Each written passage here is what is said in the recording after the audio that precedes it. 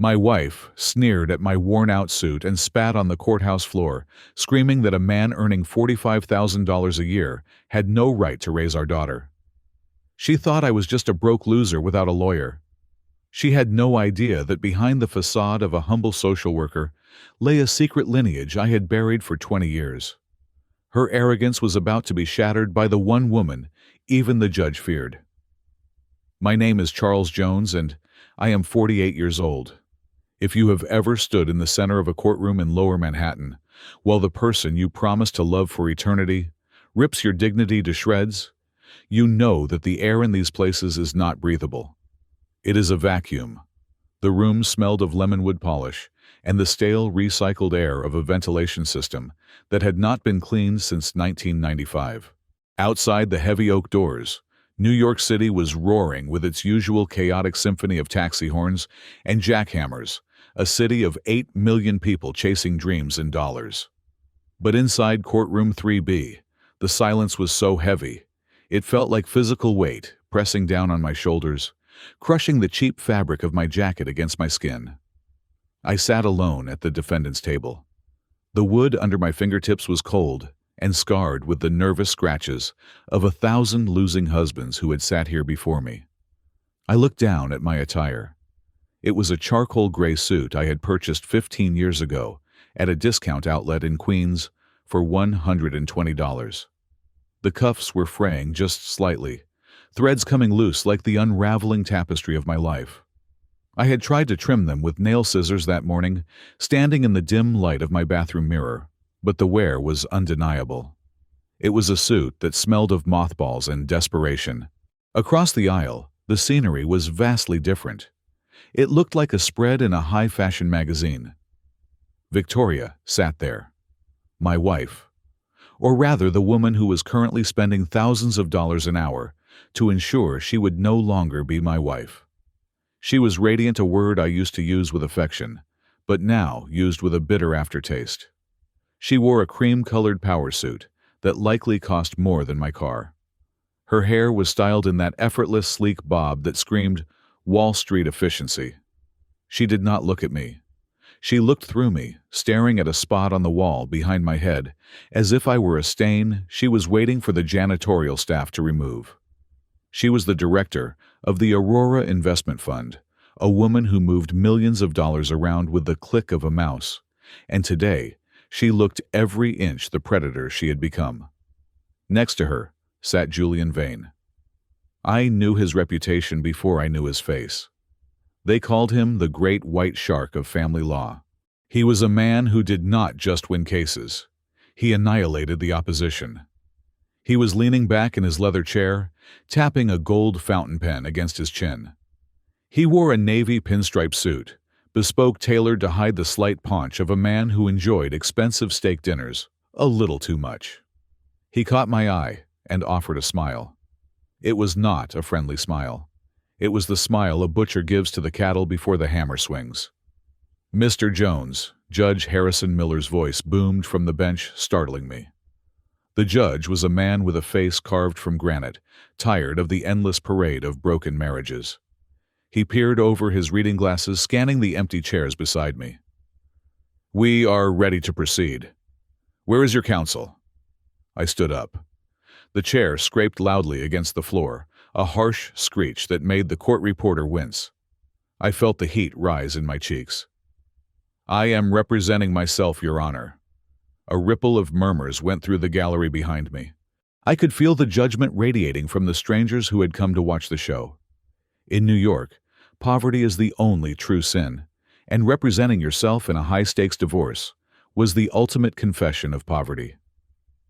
I placed a thin beige folder on the table.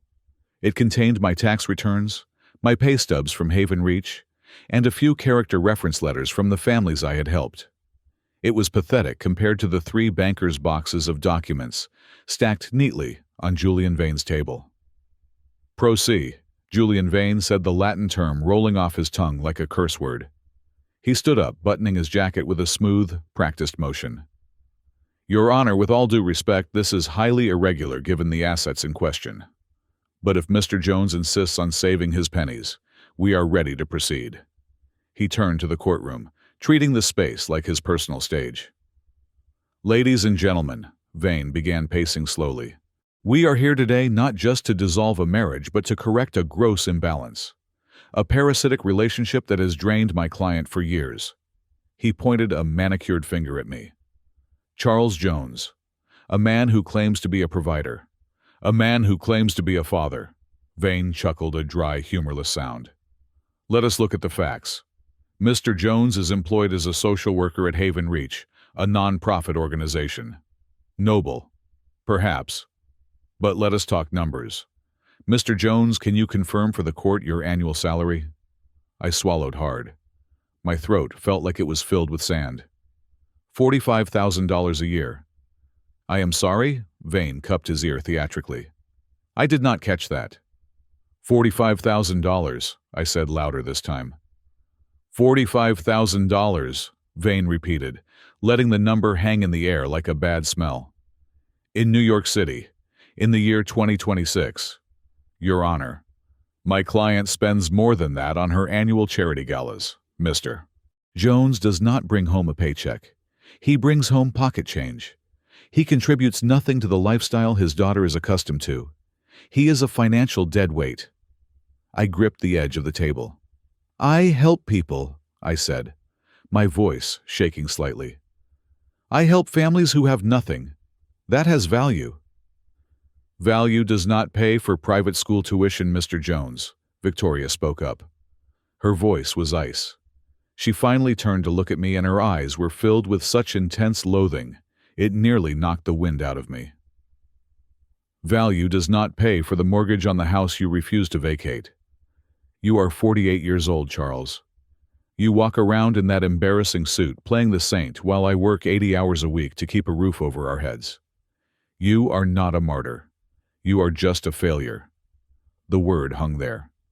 Failure.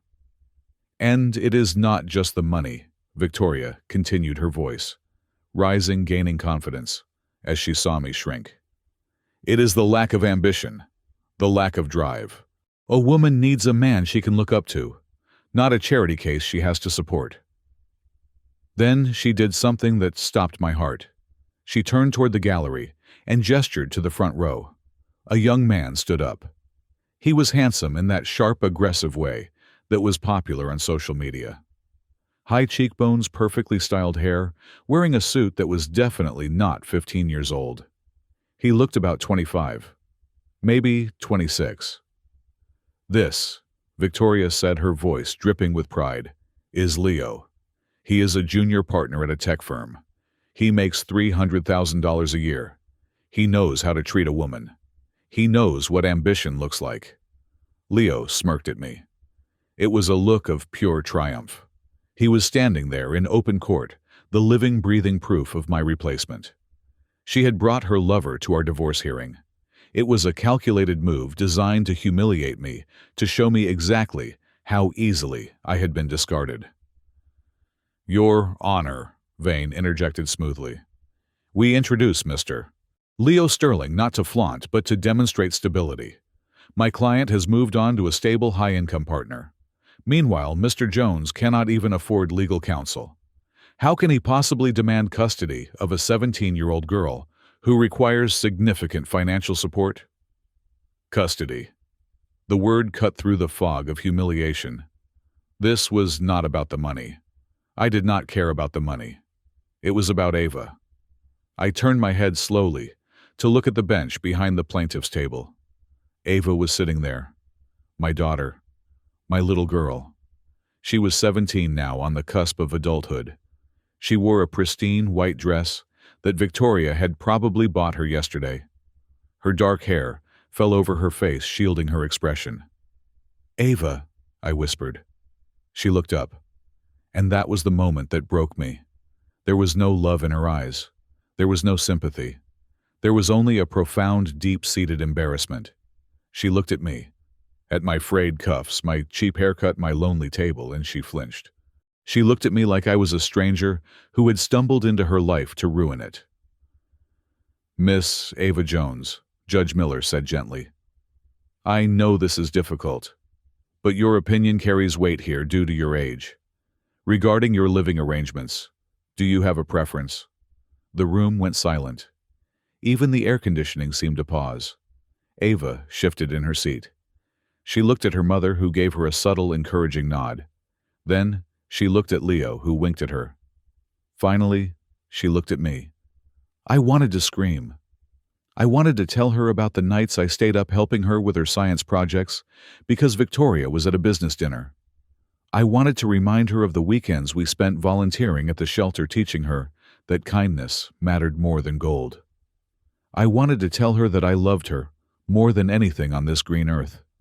But I said nothing. I just stood there, a man in a $120 suit, waiting for the verdict of my only child. Ava cleared her throat. Her voice was small, but it carried to every corner of the room. She paused, taking a breath. I want to stay with Mom. Why is that, Ava? The judge asked. She looked down at her hands, twisting a diamond ring on her finger. A gift from Victoria, no doubt.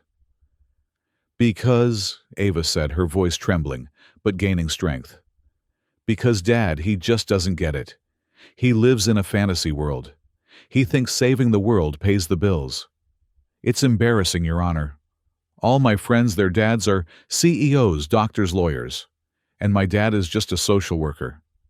She looked up at me then, and the cruelty in her eyes was identical to her mother's. I don't want to live in a dump in the Bronx, she spat out.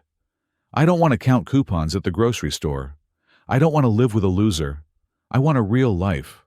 I want a father who is actually a success, not a broke, good-for-nothing loser. The words hit me like physical blows. 1, 2, 3, broke, good-for-nothing loser. The gallery erupted in whispers.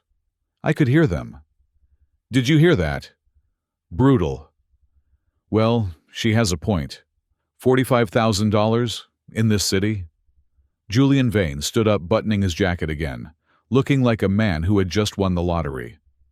I think the testimony speaks for itself, Your Honor, Vane said, his voice oozing with false sympathy. The child clearly sees the detrimental effect of Mr. Jones's lifestyle on her well-being. We move for a summary judgment. Deny custody. Grant full assets to my client. And frankly, Your Honor, given that Mr. Jones is too poor to even afford a lawyer to defend himself, I question if he has the mental capacity to understand these proceedings. We should wrap this up before he embarrasses himself further. Judge Miller looked at me. His eyes were not unkind, but they were filled with pity. And pity coming from another man is worse than hatred.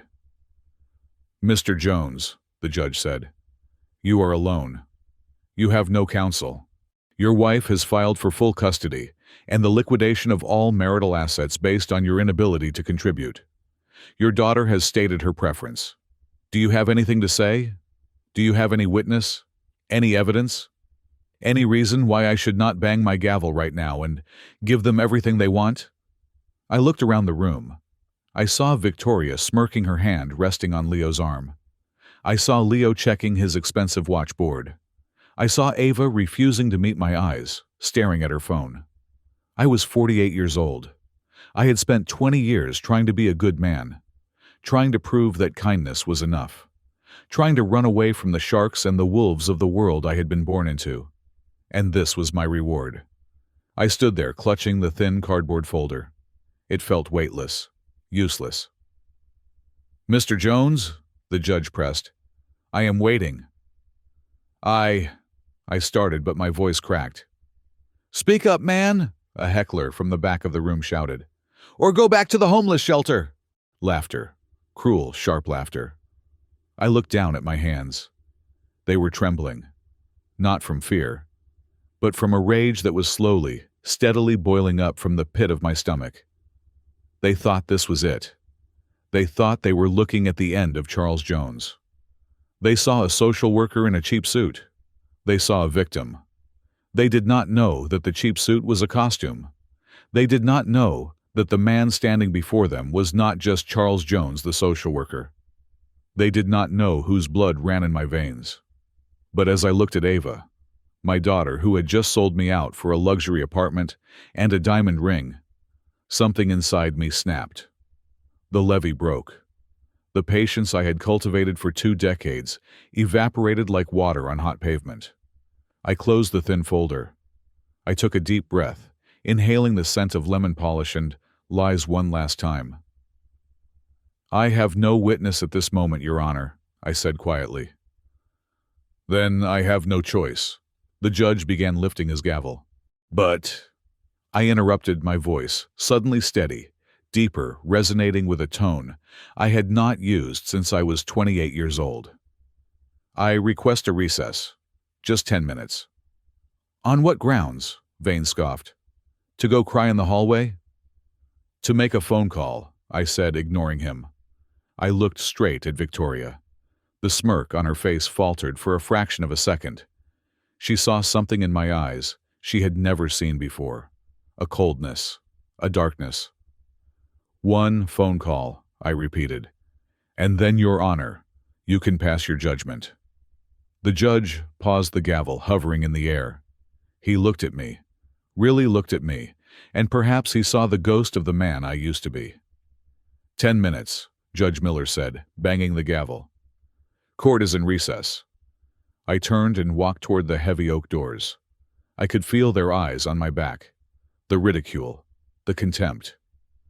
I pushed the doors open and stepped out into the hallway. It was empty. I walked to the window and looked out at the skyline of New York. The city that worshipped money. I reached into the inner pocket of my frayed jacket. My fingers brushed against a piece of cardstock that was older than my marriage. It was yellowed with age, the edges soft. I pulled it out. It was a business card.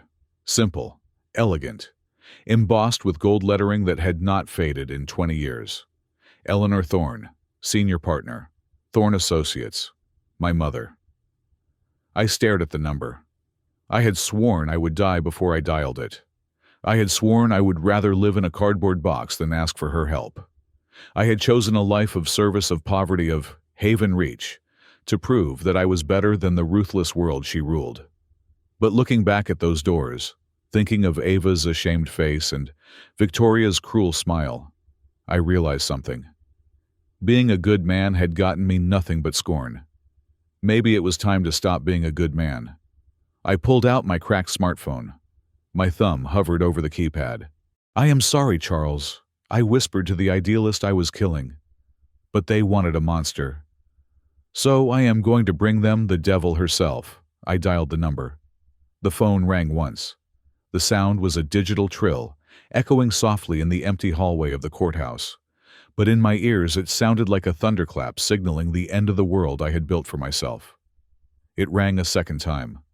While the connection tried to bridge the gap between my current misery and the empire I had abandoned, my mind drifted away from the sterile, lemon-scented corridor. I was pulled back to the suffocating reality of where I had slept the night before. The memory of my apartment in the Bronx washed over me, a cold, damp wave that smelled of mold and defeat. Just 12 hours ago, I had been sitting on the edge of a mattress that I had dragged off the street 3 months prior. The apartment was a closet-sized box on the 5th floor of a crumbling walk-up near the expressway. The ceiling above my head was stained with a map of water damage that grew larger every time it rained. Last night, it had been raining hard. I remembered the rhythmic, maddening sound of water dripping into the plastic bucket I had placed in the center of the room. Drip, drip, drip. It was a Chinese water torture designed for the poor. That sound was the soundtrack of my failure. I had sat there in the dark, clutching a glass of tap water, because I could not afford whiskey, and I had looked at my hands. These were the hands that had scrubbed floors at the community center. These were the hands that had held dying drug addicts as they took their last breaths at Haven Reach. They were rough, calloused hands. They were the hands of a good man, and they were empty. 20 years ago, my hands had been different. They had been manicured. They had worn a signet ring of solid gold bearing the crest of the Thorne family. The flashback hit me with the force of a physical blow. I remembered the day I left. It was a Tuesday in late autumn, 20 years ago. I was standing in the mahogany-paneled library of the Thorne estate in the Hamptons. My mother, Eleanor Thorne, sat behind a desk that was larger than my entire current apartment. She was signing documents, not even looking up at me, as I poured my heart out about social justice, about the corruption of our firm, about the need to help the voiceless. "You are a fool, Charles," she had said, her voice dry and sharp, like cracking parchment. "You think poverty is noble because you have never tasted it. You think the world rewards kindness. It does not. It rewards power. If you walk out that door, you leave your name, your inheritance, and your protection behind. You will be nothing." "I would rather be nothing than be you," I had spat back. I walked out. I changed my name to Jones, the most common invisible name I could find. I disappeared into the masses, determined to prove her wrong. Determined to prove that a man could build a life on integrity alone. And for a while, I thought I had succeeded. I met Victoria 2 years later. She was not the sleek, terrifying executive sitting in the courtroom today. Back then, she was a waitress at a diner on 42nd Street, struggling to pay for community college. She had holes in her shoes. She had a hunger in her eyes that I mistook for passion, but I should have recognized it for what it was. It was starvation. Not just for food, but for status. I fell in love with her brokenness because I thought I could fix it. I worked double shifts. I used the last of my trust fund, the small amount I had taken with me, to pay for her tuition. I celebrated every grade, every promotion. I built her up brick by brick. I thought we were partners building a life together. I did not realize I was simply feeding a beast that would eventually eat me alive. The realization had come only a week ago. I was back in the Bronx apartment in my mind now, remembering the moment the illusion shattered. I had come home early from the shelter to find a stack of mail Victoria had forgotten to hide before she moved out. It was a bank statement. Not from our joint account, which currently had a balance of $42, but from an offshore account in the Cayman Islands, under a shell company name. I had hacked into her laptop that night. It was not difficult. Her password was the date of her promotion to director. What I found made my blood run cold. She had not just outgrown me. She had been stealing from me. She had been siphoning money from our shared savings for years, funneling it into this secret account. But it was worse than theft. I found a folder named Exit Strategy. Inside were emails to Julian Vane drafted 6 months ago. There were fabricated diary entries written by her detailing incidents of emotional abuse and instability that never happened. She had created a fictional version of me, a volatile, angry man, to ensure she would get full custody. She had staged photos of broken plates. She had recorded arguments where she deliberately baited me, then edited the audio to make me sound deranged. She had planned my destruction with the precision of a corporate merger. And then there was Ava. My heart clenched in my chest as the phone continued to ring. Ava, my sweet girl. I remembered the day she came home with a designer handbag that cost $3,000. I had asked her where she got it. She told me she found it at a thrift store. I wanted to believe her, but deep down, I knew. Victoria had been buying her loyalty for years. "Dad is a loser," Victoria would whisper to her. "Dad can't buy you the things you deserve. Stick with me, and you will have the world." Last night in that damp apartment I had wept. Not for myself, but for the corruption of an innocent soul. Victoria had taken my daughter and turned her into a reflection of herself, materialistic, cold, and transactional. When Ava looked at me in the courtroom today, I did not see my daughter. I saw a stranger who calculated the value of a human being based on their net worth. The despair of that moment in the apartment had been absolute. I had looked at the water dripping into the bucket and considered just giving up. Why fight? I was a 48-year-old social worker against a billion-dollar legal machine. I was tired. I was broke. I was alone. But then my hand had brushed against the inside of my old briefcase, searching for a pen, and my fingers had found it. The card. It was tucked into the lining, forgotten for 2 decades. The edges were soft and fuzzy, the white paper yellowed to the color of old bone. Eleanor Thorne. I had stared at that card for hours as the rain hammered against the window. It represented everything I hated. It represented ruthlessness. It represented the idea that money was the only god worth worshipping. Calling that number meant admitting defeat. It meant admitting that my mother was right 20 years ago. It meant admitting that Charles Jones, the good man, had failed. But then, I thought of Victoria's laugh. I thought of Julian Vane's smirk. I thought of Ava's dead eyes. If I remained Charles Jones, I would lose everything. My daughter would become a monster. My ex-wife would win. Justice would be mocked. To defeat a monster, you cannot be a saint. You must become a bigger monster. I had made the decision right then, as the clock struck midnight in the Bronx. I had opened my laptop and spent the rest of the night compiling everything. The bank statements I had found.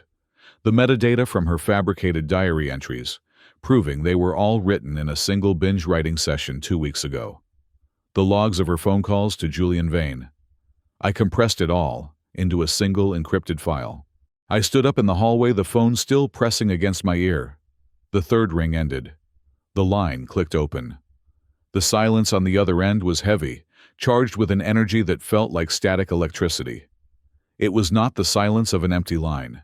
It was the silence of someone who had been waiting. "Mothers always know when their children are in trouble," a voice said. It was her, Eleanor Thorne. Her voice had not changed. It was still steel wrapped in velvet. It was the voice of a woman who had never lost an argument in her life. There was no hello. No who is this, she knew. She had caller 1D, of course, but more than that, she had instinct. My throat felt tight. "Mom," I said. The word felt foreign on my tongue. "I need you." I heard a sound on the other end. It was a sigh, long and shuddering. It sounded like the release of a breath held for 2 decades. "I have waited 20 years for this call, Charles," she said softly. There was no "I told you so." There was no mockery. There was only a terrifying, focused intensity. "Where are you?" "I am at the courthouse," I said, my voice steadying. "Family court. Courtroom 3B. They are going to take everything, Mom. They are going to take Ava." "They will take nothing," she interrupted. The temperature in the hallway seemed to drop 10 degrees. "Is it the wife? The little waitress?" "Yes," I said. "And she has Julian Vane." "Vane," Eleanor said, and I could practically hear the sneer in her voice. "An amateur. A bottom feeder." "I have evidence," I said quickly. "I spent the night gathering it. The offshore accounts. The fraud. The framing. But I can't present it. They won't let me speak. They think I am just a broke, good-for-nothing loser," she finished for me. I closed my eyes. "Yes." "Check your email," I said. "I am sending the file now. The password is the date I left home." "I remember the date," she said. November 14th, 2006. I tapped the screen of my phone, hitting send on the encrypted package I had prepared in the darkness of my apartment. The progress bar whooshed across the screen. Sent. "It is done," I said. "Good," Eleanor said. I heard the rustle of silk and the snapping of a briefcase lock on her end. "Now listen to me, Charles. Wipe your face. Straighten that terrible tie I know you are wearing. Go back into that courtroom. Do not say a word. Do not plead. Do not beg." "What are you going to do?" I asked. "I am going to remind this city who the Thorne family is," she said. "I am coming to get my son." The line went dead. I lowered the phone slowly. My heart was pounding against my ribs, but the rhythm had changed. It was no longer the erratic flutter of a panicked prey. It was the steady, heavy thud of a war drum. I looked at my reflection in the darkened window of the courtroom door. The man staring back at me looked the same. Same cheap suit, same graying hair. But the eyes were different. The fear was gone. I thought of the leaky ceiling in the Bronx. I thought of the empty bank account. I thought of the humiliation I had endured for the last 2 hours. I put the phone back in my pocket. I reached up and adjusted my tie. I smoothed the lapels of my jacket. I pushed the heavy oak doors open and stepped back into the arena. Julian Vane was laughing at something Victoria had whispered to him. They looked up as I entered. Victoria rolled her eyes, checking her watch. "Oh, look," she said loud enough for the front row to hear. "He is back. Did you cry it all out, Charles?" 10 minutes are up, Mr. Jones," Judge Miller said, looking down from the bench. "Are you ready to concede?" I walked to my table. I did not sit down. I stood tall, my hands clasped behind my back, in the exact pose my father used to hold when he was closing a deal. "I am not conceding anything, Your Honor," I said. My voice was calm. "My counsel is on the way," Vane scoffed, throwing his hands up. "Counsel? What counsel? Legal aid? Some rookie public defender you found in the hallway?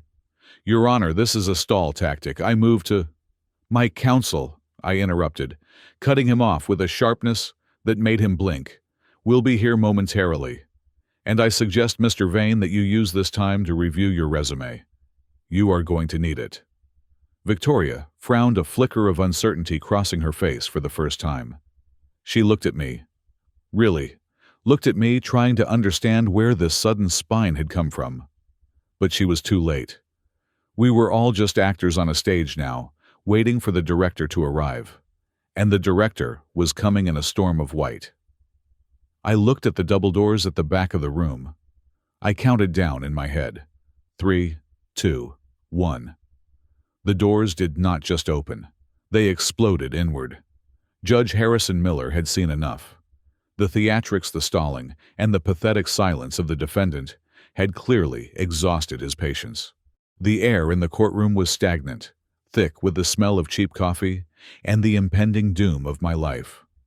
He adjusted his glasses, the lenses catching the dull fluorescent light, and gripped the handle of his gavel. It was a piece of polished oak that was about to shatter my existence. "Mr. Jones," the judge said, his voice heavy with finality. "This court has indulged you long enough. You have failed to present counsel. You have failed to present a defense. You have barely presented a pulse. In the matter of Jones versus Jones, given the overwhelming evidence of financial instability and the clear preference of the minor child, I am prepared to rule." Victoria straightened her spine, a triumphant gleam igniting in her eyes. She reached out and squeezed Leo's hand. Julian Vane leaned back, already mentally calculating the billable hours he would charge for this slaughter. Ava refused to look up her thumbs, hovering over her phone screen, perhaps texting a friend that the embarrassment was finally over. "I grant the plaintiff's motion for—" The judge began lifting the gavel high. The wood was inches from the striking block. And then the world exploded. It was not a knock. It was a breach. The heavy double doors at the back of the courtroom did not just open. They were flung outward with such violent force that they slammed against the paneled walls with a sound like a cannon shot. The noise was so loud, so sudden, that half the people in the gallery ducked. Judge Miller froze, his gavel suspended in mid-air like a statue. 2 men stepped through the dust motes, dancing in the doorway. They were enormous. They wore black suits that strained against muscles built for violence, and they wore earpieces that coiled down their necks like plastic snakes. They did not look like court bailiffs. They looked like the Secret Service. They moved with a synchronized, lethal precision, stepping to the side to flank the entrance, their eyes scanning the room for threats. And then she walked in. If the courtroom was a dingy gray purgatory, she was a blinding celestial event. Eleanor Thorne did not walk. She glided. She was wearing a pantsuit of such pristine, aggressive whiteness that it seemed to absorb all the light in the room and reflect it back with double the intensity.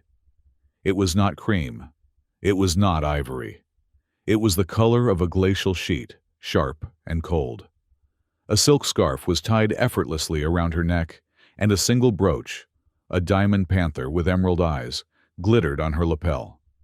She was 70 years old, but she moved with the kinetic energy of a woman in her prime.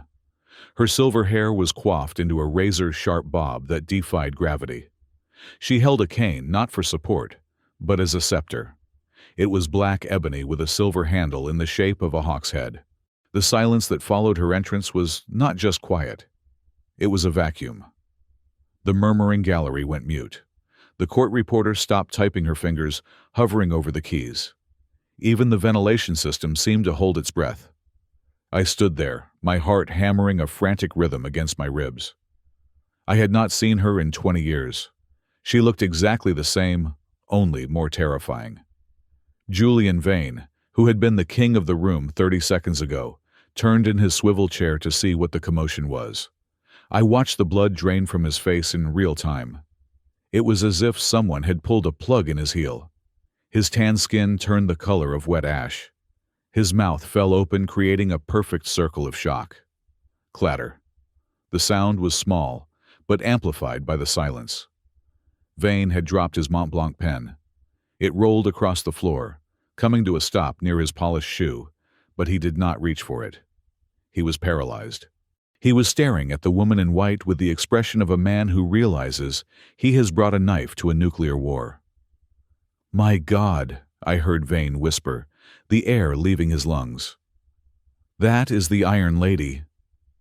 Eleanor Thorne ignored him. She ignored the judge.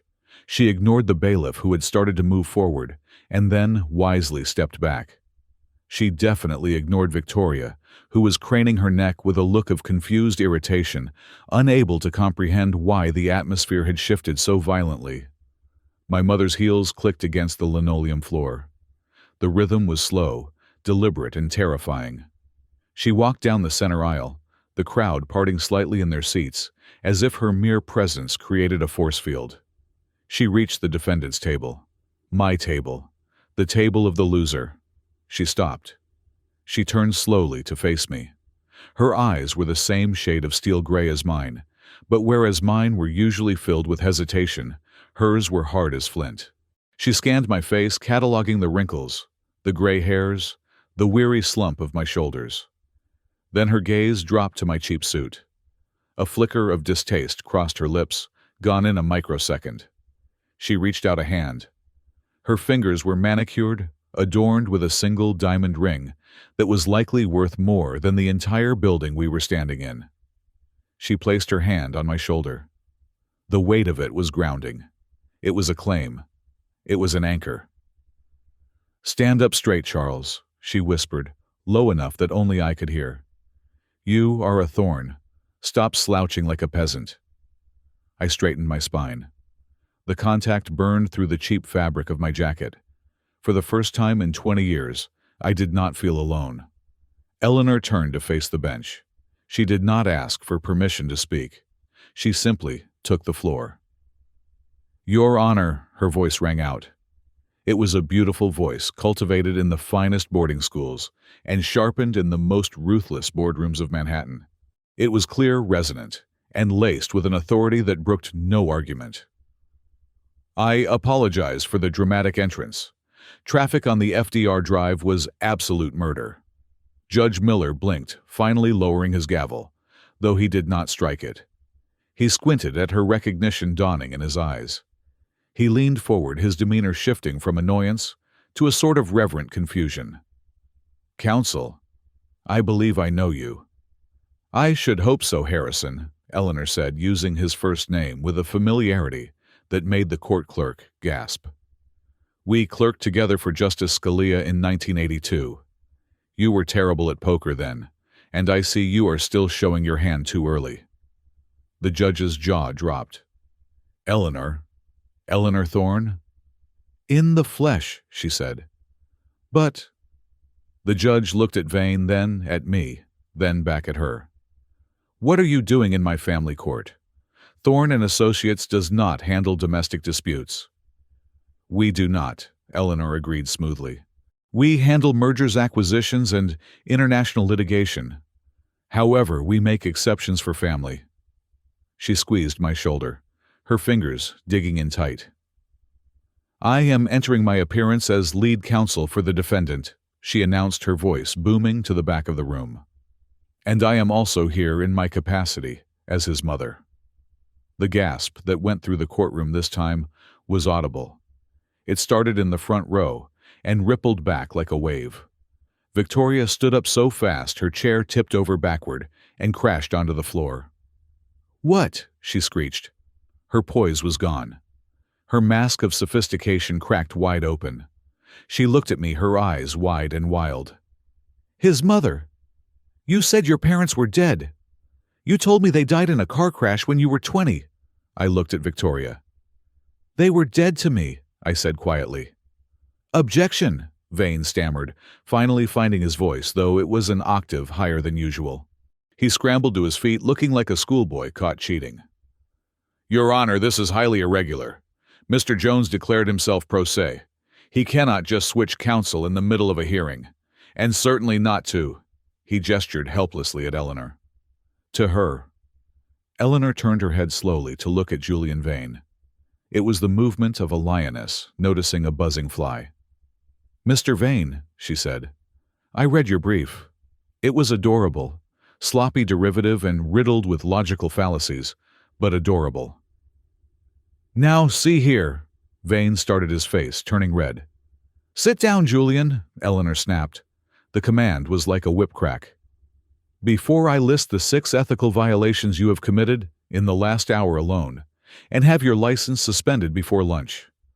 Vane's mouth snapped shut. He sat down. Eleanor turned back to the judge. She gestured to the bodyguards. One of them stepped forward and handed her a briefcase. It was not a normal briefcase. It was made of black crocodile skin, the scales gleaming under the lights. It looked heavy. It looked expensive. It looked like it contained nuclear codes. She set it on the table with a heavy thud. "Your Honor," Eleanor said, unbuckling the gold latches. Snap, snap. "The plaintiff has spent the morning painting my son as a financial failure. A man incapable of supporting his child.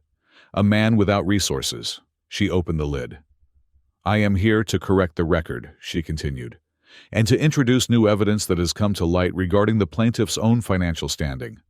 Evidence that suggests Mrs. Jones is not the successful victim she claims to be, but rather the architect of a massive fraud."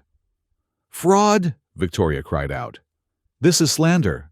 I am the director of the Aurora Fund. I manage $50 million in assets." Eleanor reached into the briefcase and pulled out a stack of documents, 3 inches thick. They were bound with red tape. She held them up.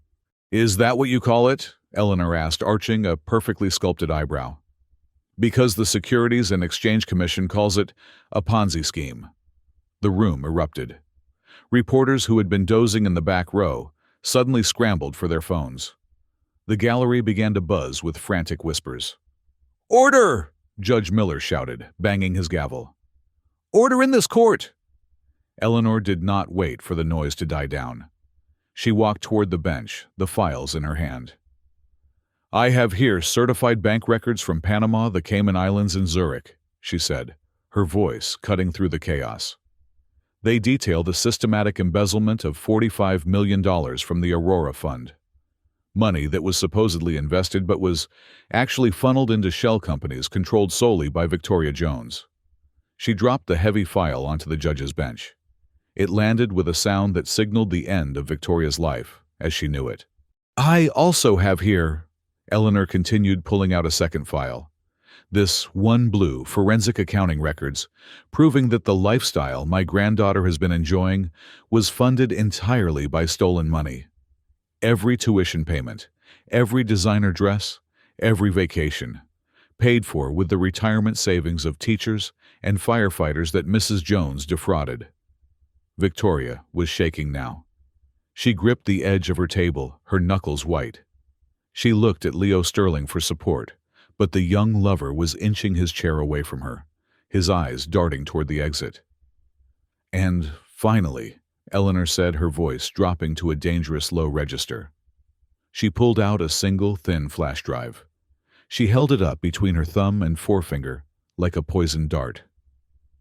"I have the digital footprint of the plaintiff regarding the fabrication of evidence against my son, the fake diary entries, the edited audio recordings, the emails to Mr. Vane explicitly discussing how to, and I quote, bury the loser so deep he never sees the sun again." She turned slowly to face Victoria. The look on my mother's face was not anger. Anger is hot. Anger is messy. This was something far worse.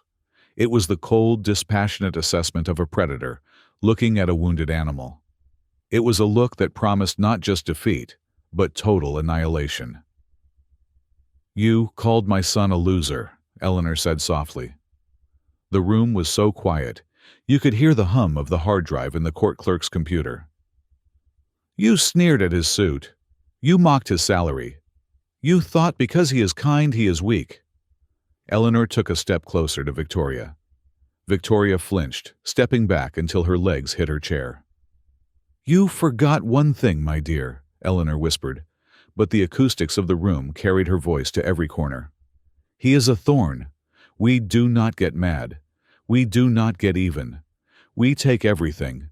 She turned back to the judge, her face returning to a mask of professional indifference.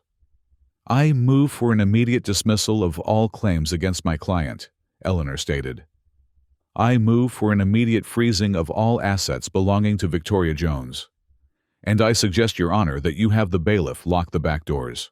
Because once the federal marshals arrive, which should be in exactly 3 minutes, nobody is leaving this room." Judge Miller looked at the files. He looked at the flash drive. He looked at Victoria, who was now hyperventilating, clutching her chest. "Mr. Vane," the judge said, his voice trembling slightly. "Do you have a response?" I looked at Julian Vane. The shark was floating belly up. He stared at the files on the bench, then at Eleanor. He swallowed hard. Vane stammered. "I need to consult with my client." "I don't think she is in a listening mood," Eleanor said dryly. Victoria let out a sob, a raw, ugly sound that tore through the room. She looked at me, her eyes pleading, begging for the mercy she had denied me just an hour ago. But I did not look at her. I looked at my mother. Eleanor Thorne stood in the center of the storm she had created, calm, pristine, and terrifying. She caught my eye and gave me a microscopic nod. "The war has begun," her eyes said. And for the first time in 20 years, I was ready to fight. The atmosphere in the courtroom shifted from stunned silence to the frantic energy of a war room. My mother, Eleanor Thorne, did not give the room time to breathe. She treated the law not as a debate, but as a surgical demolition. She stood before the bench, her back straight, her voice projecting with the clarity of a bell tolling for a funeral. "Exhibit A," Eleanor announced, slapping a document onto the judge's desk. Bank records from the Bank of Panama dated March 3, 2024. A transfer of $5 million from the Aurora Fund to a holding company named Blue Horizon Enterprises. "Does that name sound familiar, Mrs. Jones?" Victoria blanched. She gripped the edge of her table, her knuckles white. She said nothing. "I will answer for you," Eleanor continued, her pace relentless. "Blue Horizon is a shell company. It has no employees, no office, no product. Its only asset is a mailbox in Panama City and a singular shareholder, Victoria Jones." "Objection!" Julian Vane shouted, jumping up. "This is irrelevant. This is a custody hearing, not a financial audit." "It is entirely relevant, Mr. Vane," Eleanor shot back without looking at him. "Because your client pleaded poverty regarding marital assets while sitting on a mountain of stolen cash. Exhibit B." She threw another file down.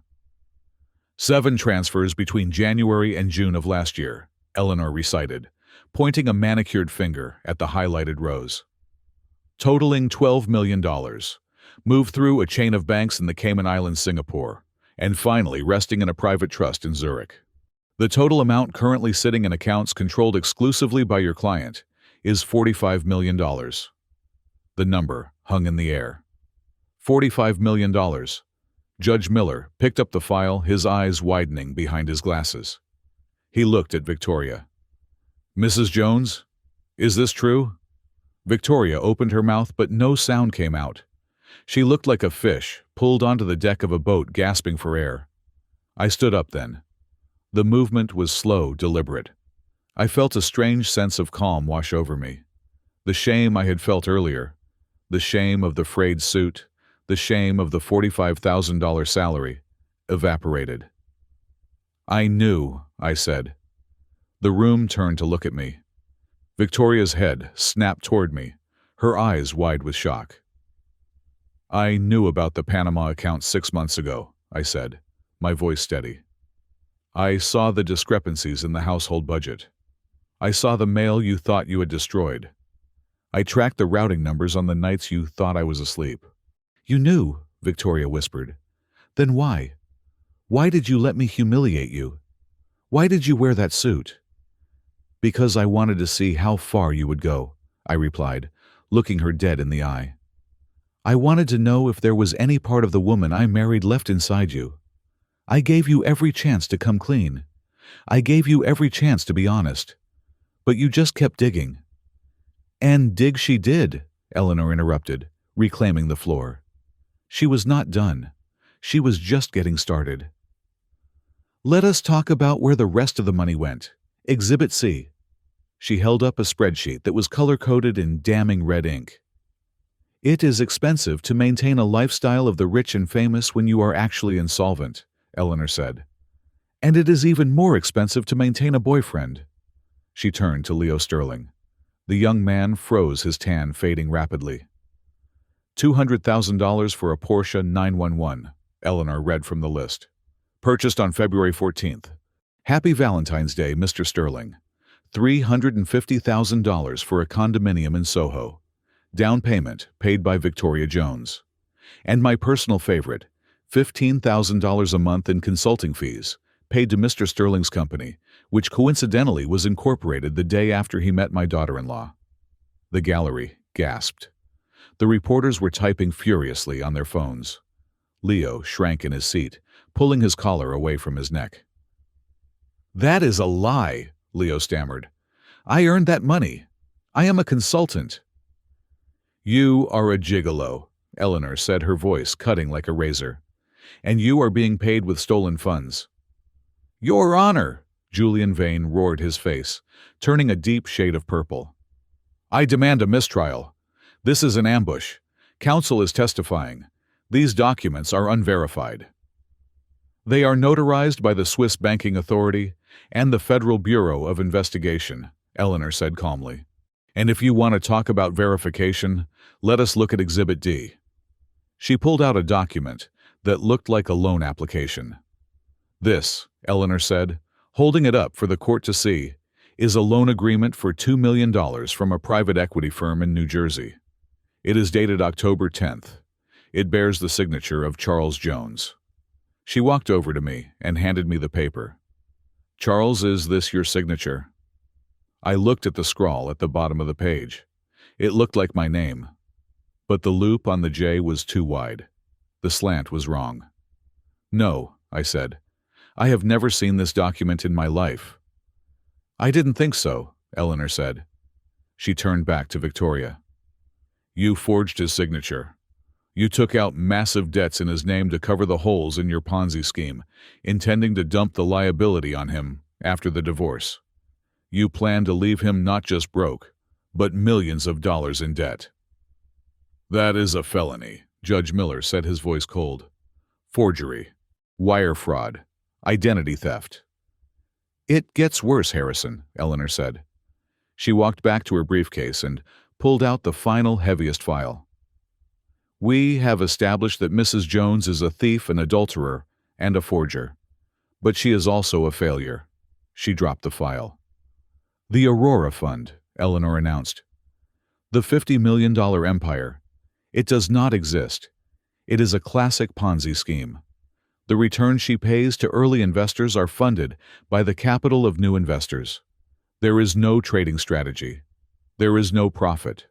The fund is currently insolvent. If she had not tried to liquidate my son's assets today, the entire house of cards would have collapsed by next Tuesday." Victoria let out a low moan and put her head in her hands. The facade was gone. The director of the Aurora Fund was dead. In her place sat a criminal. Julian Vane stood up, but he looked defeated. "Your Honor, I must object to the characterization of—" "Sit down, Mr. Vane," Eleanor barked. "Under 18 U.S. Code Section 1962, the Racketeer Influenced and Corrupt Organizations Act, You are perilously close to being named a co-conspirator.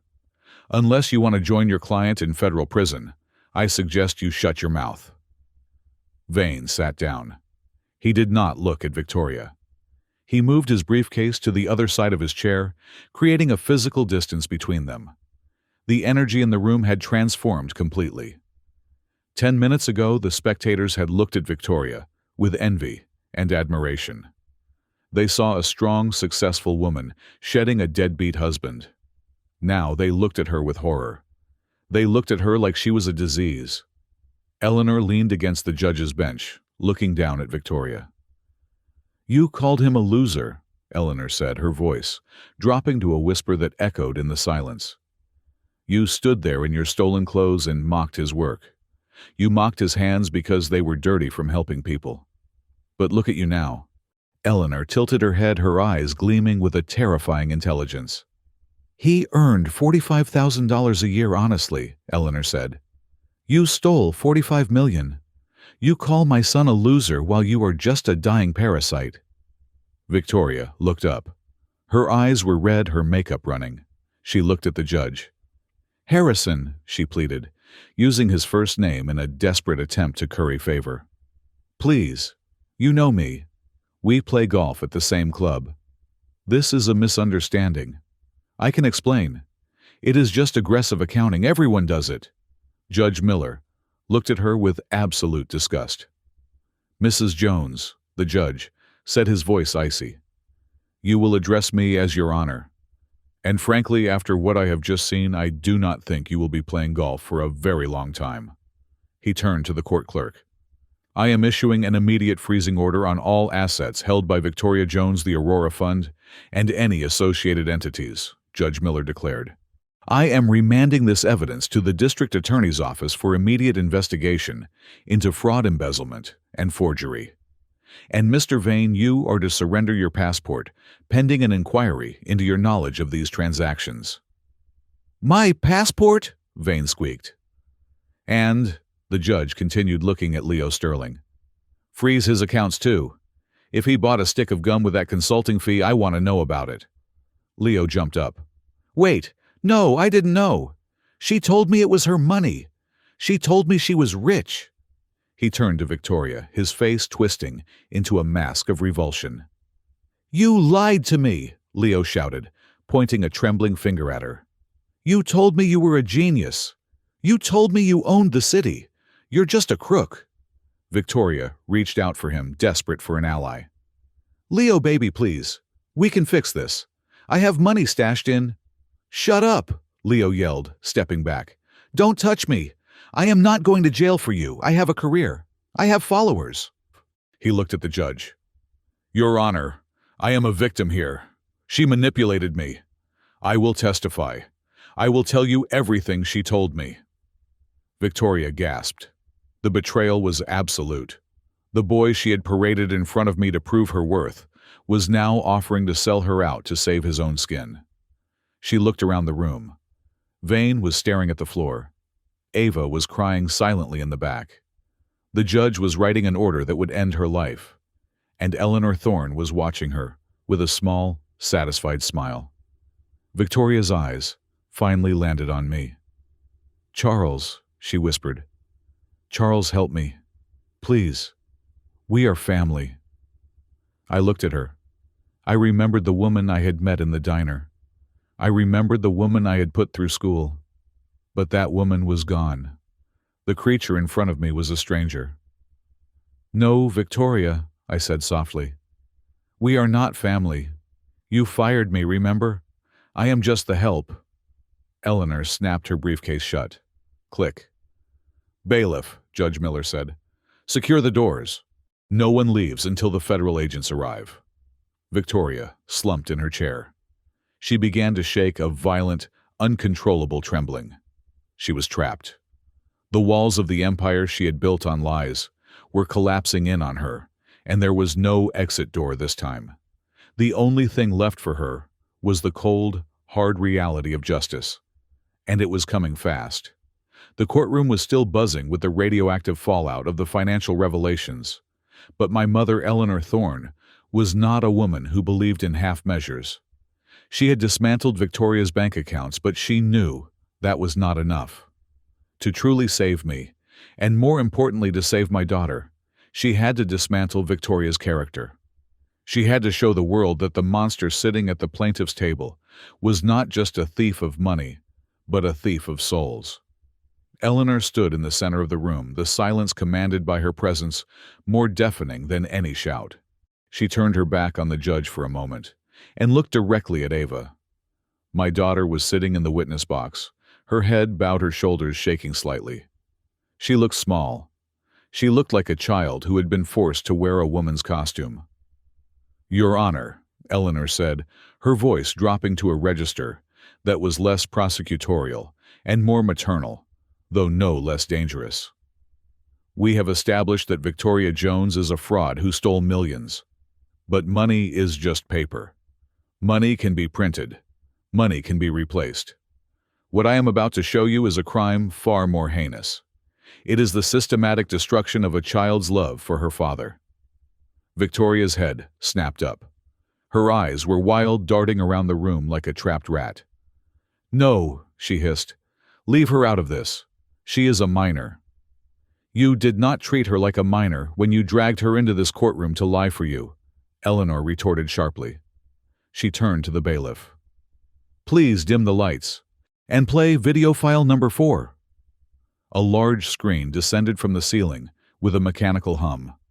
The lights in the courtroom flickered and died, leaving us in a gloom, illuminated only by the glowing rectangle of the projection. The video that appeared was shaky. It had clearly been recorded on a phone, hidden behind a potted plant, or a stack of books. The timestamp in the corner read 2 weeks ago. The setting was our living room, or rather the living room Victoria had kicked me out of.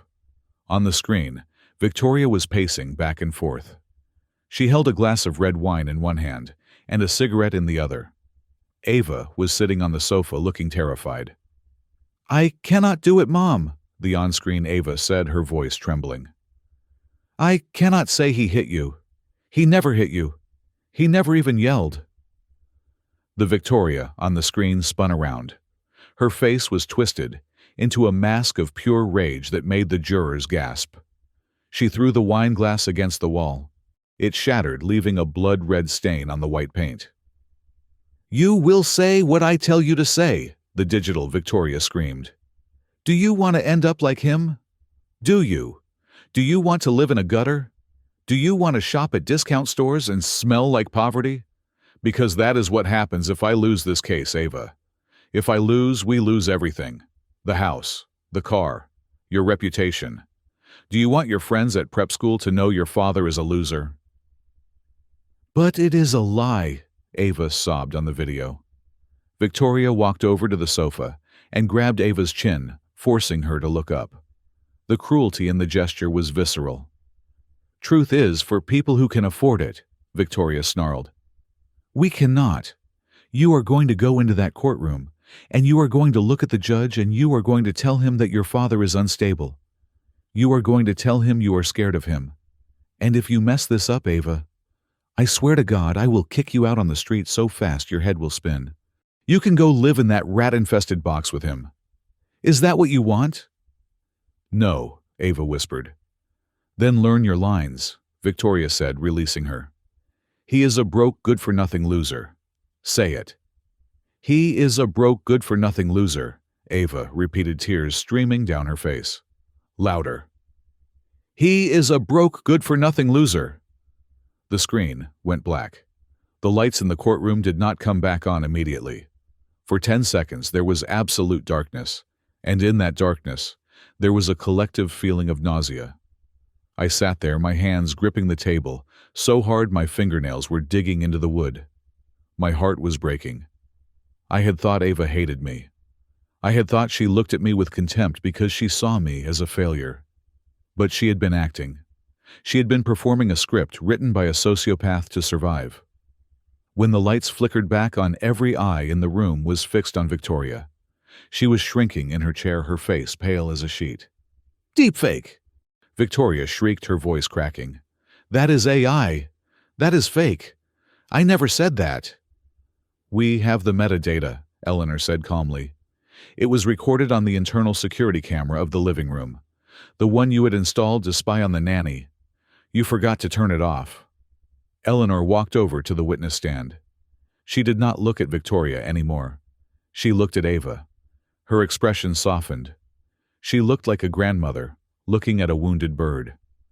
Ava, Eleanor said gently, you do not have to be afraid anymore. Look at the woman sitting at that table. She has no power here. Not over the judge, not over your father, and certainly not over you. Ava looked up. Her face was wet with tears. Her mascara was running down her cheeks in dark streaks. I have one more thing to show the court, Eleanor said, turning back to the judge. But this one is not a video. It is a financial record. She picked up a single sheet of paper from the evidence pile. Ava, Eleanor said, keeping her eyes on my daughter.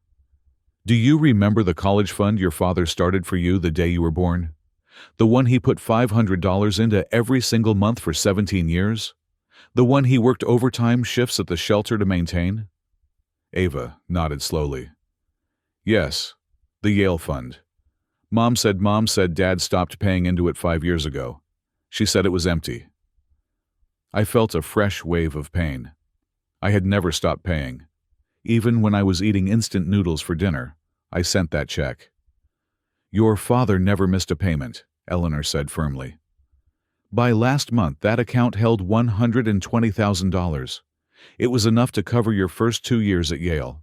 Eleanor held up the paper. 2 weeks ago, Eleanor continued, her voice hardening. That account was liquidated. Every penny. Withdrawn by Victoria Jones. Ava gasped. What? But where did it go?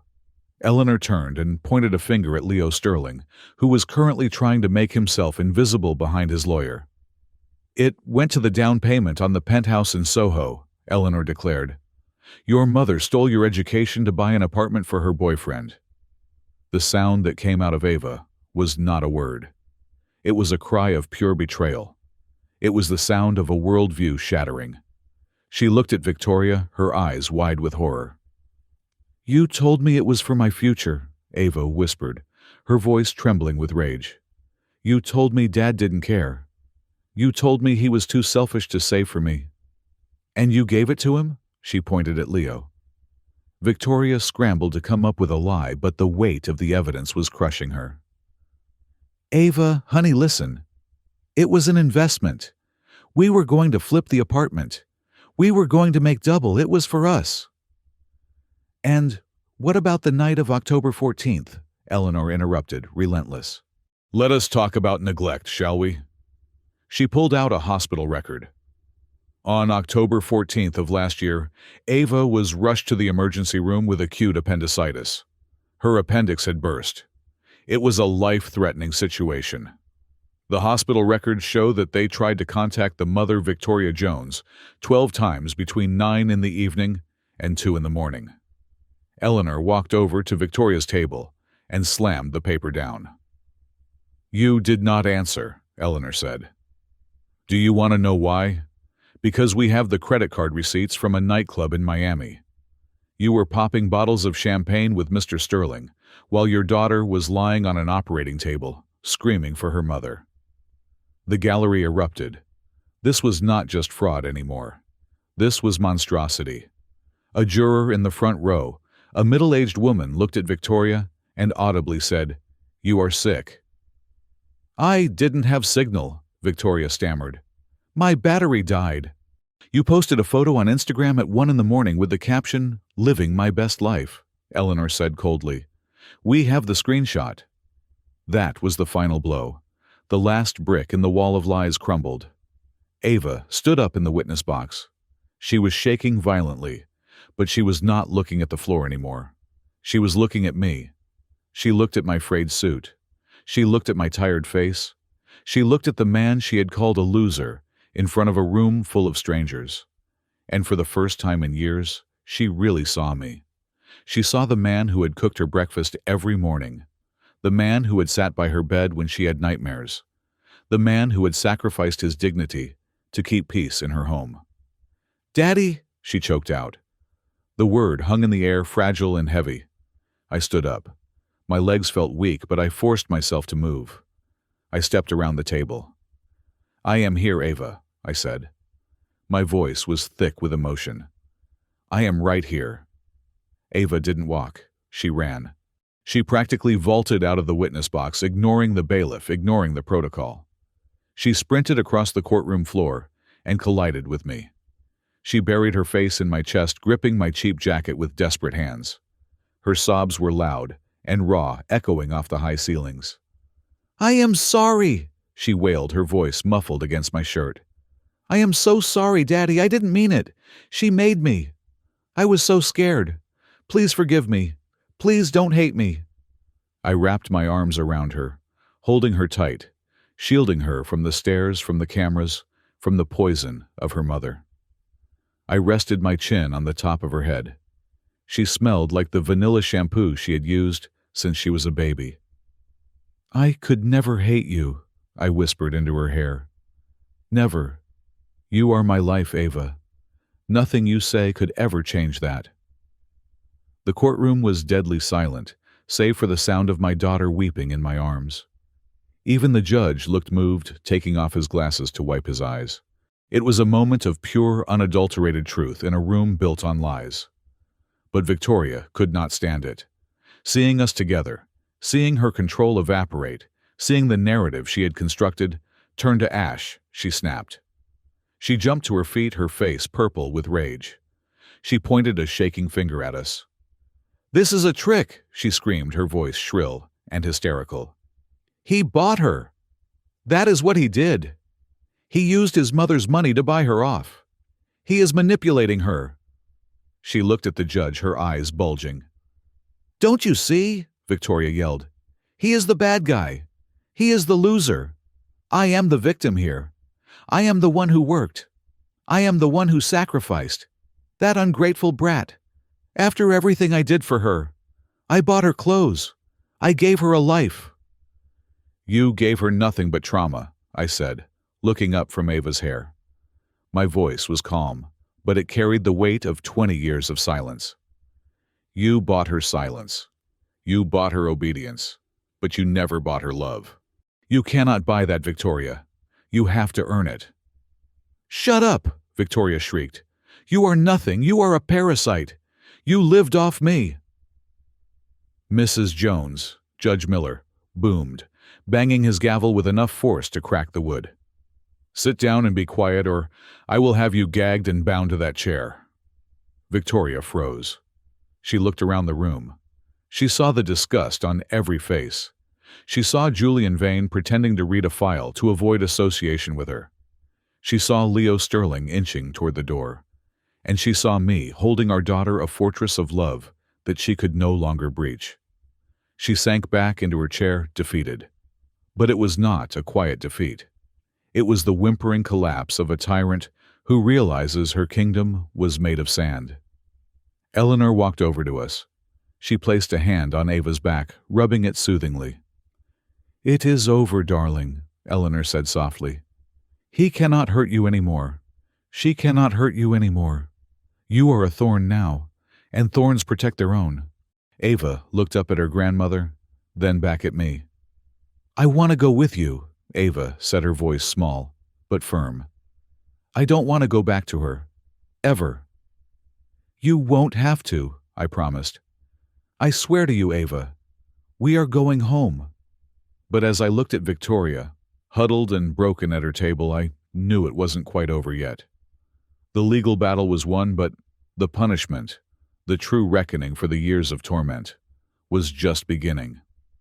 The federal agents were outside the door, and my mother had only just begun to flex her claws. The emotional resonance of my daughter's sobbing had barely faded from the air when the atmosphere in the courtroom shifted again. It turned cold. It turned predatory. My mother, Eleanor Thorne, did not believe in pauses.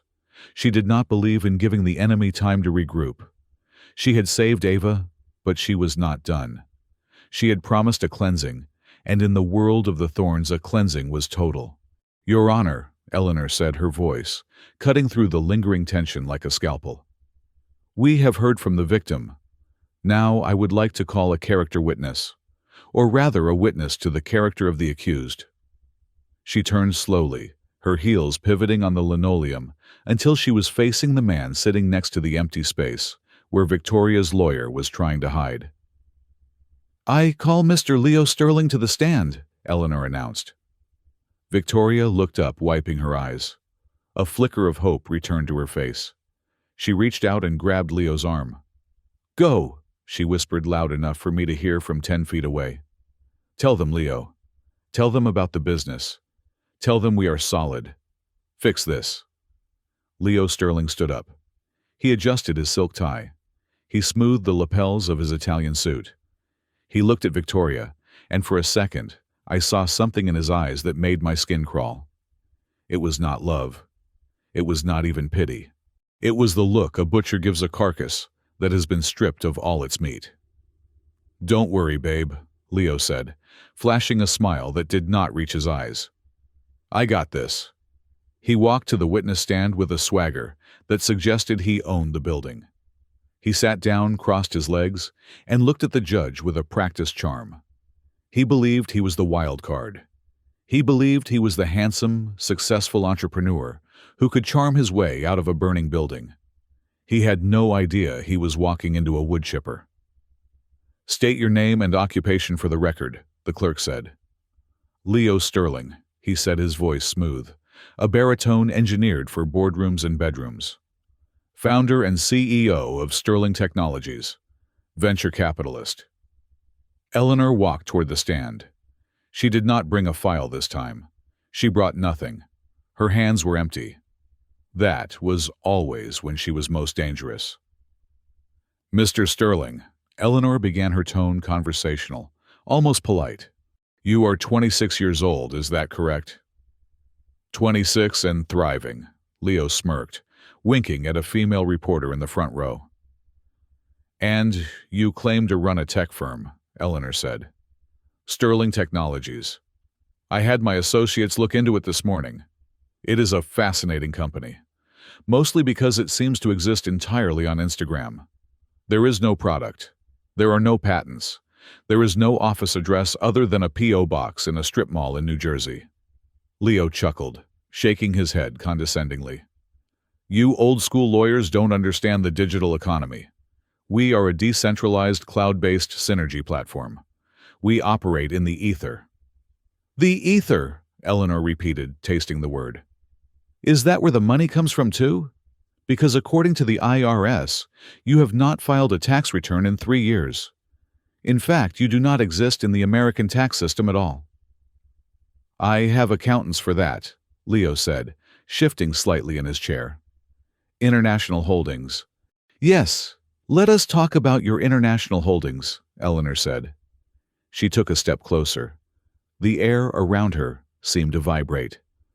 "Or rather, let us talk about your international warrants." The smile fell off Leo's face. It didn't fade. It vanished instantly, replaced by a rigid primal alertness. "I don't know what you are talking about," Leo said, his voice hardening. "Do you not?" Eleanor asked.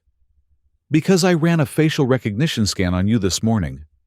It is amazing what technology can do these days, isn't it? It turns out Mr. Sterling is not your name. Your name is actually Marco Rossi, or sometimes it is Jean-Luc Dubois, or in the case of the warrant currently active in Florida, it is simply the Chameleon." Victoria let out a gasp from the plaintiff's table. "What?" she whispered. "Leo, what is she talking about?" Eleanor ignored her. She kept her eyes locked on Leo.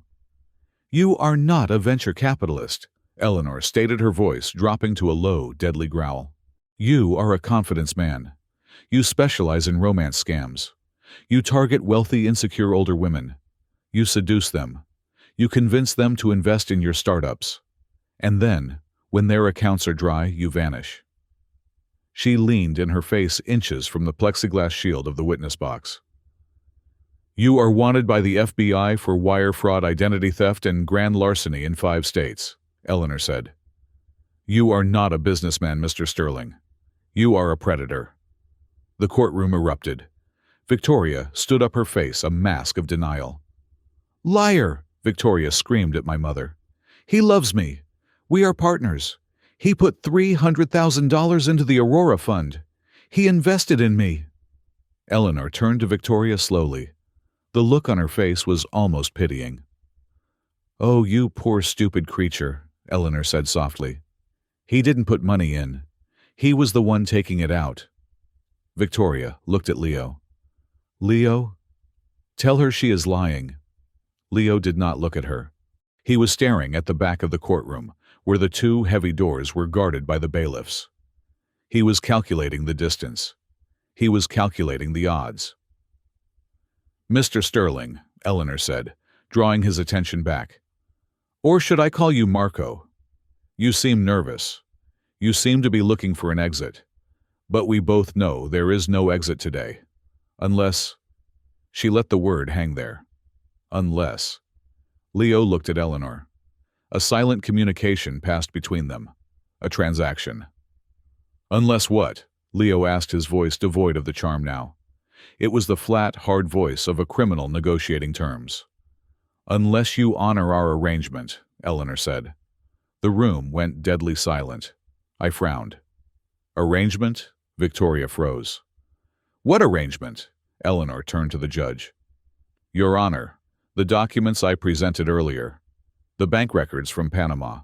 The encrypted emails, the proof of Mrs. Jones's fraud. Did you wonder how I acquired them so quickly? Did you wonder how I cracked a military-grade encryption in less than 12 hours? The judge nodded slowly. "The thought had crossed my mind, Ms. Thorne." "I did not crack them," Eleanor said. "They were given to me," she pointed at Leo. "By him." A sound tore out of Victoria's throat. It was the sound of a dying animal. "No," she wailed.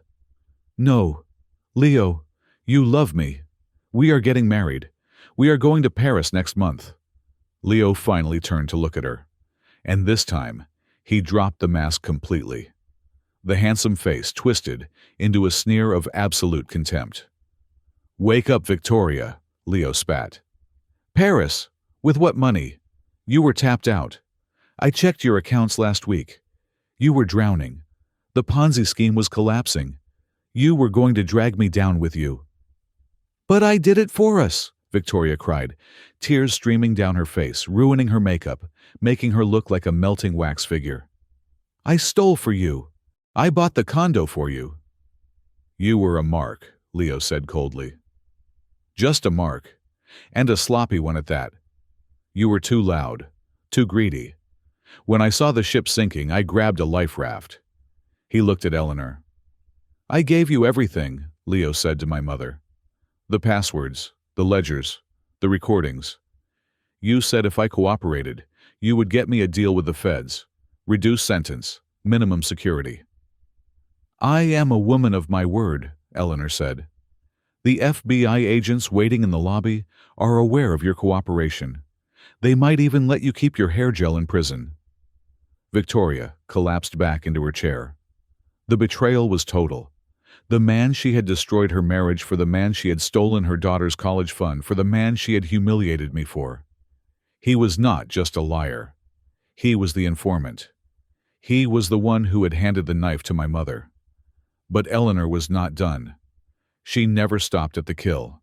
She always made sure the body was buried. "There is one last thing," Eleanor said. "One last piece of evidence that Mr. Sterling provided. It was not in the file I gave the court earlier, because I wanted to save it for this moment." She looked at Leo. "Play it." Leo reached into his pocket and pulled out his phone. He tapped the screen and held it up to the microphone on the witness stand. "What is this?" Judge Miller asked. "This," Leo said, "is a conversation we had 3 nights ago in bed." Victoria's eyes widened in horror. "Don't," she whispered. "Leo, please, don't." Leo pressed play. The audio was crystal clear.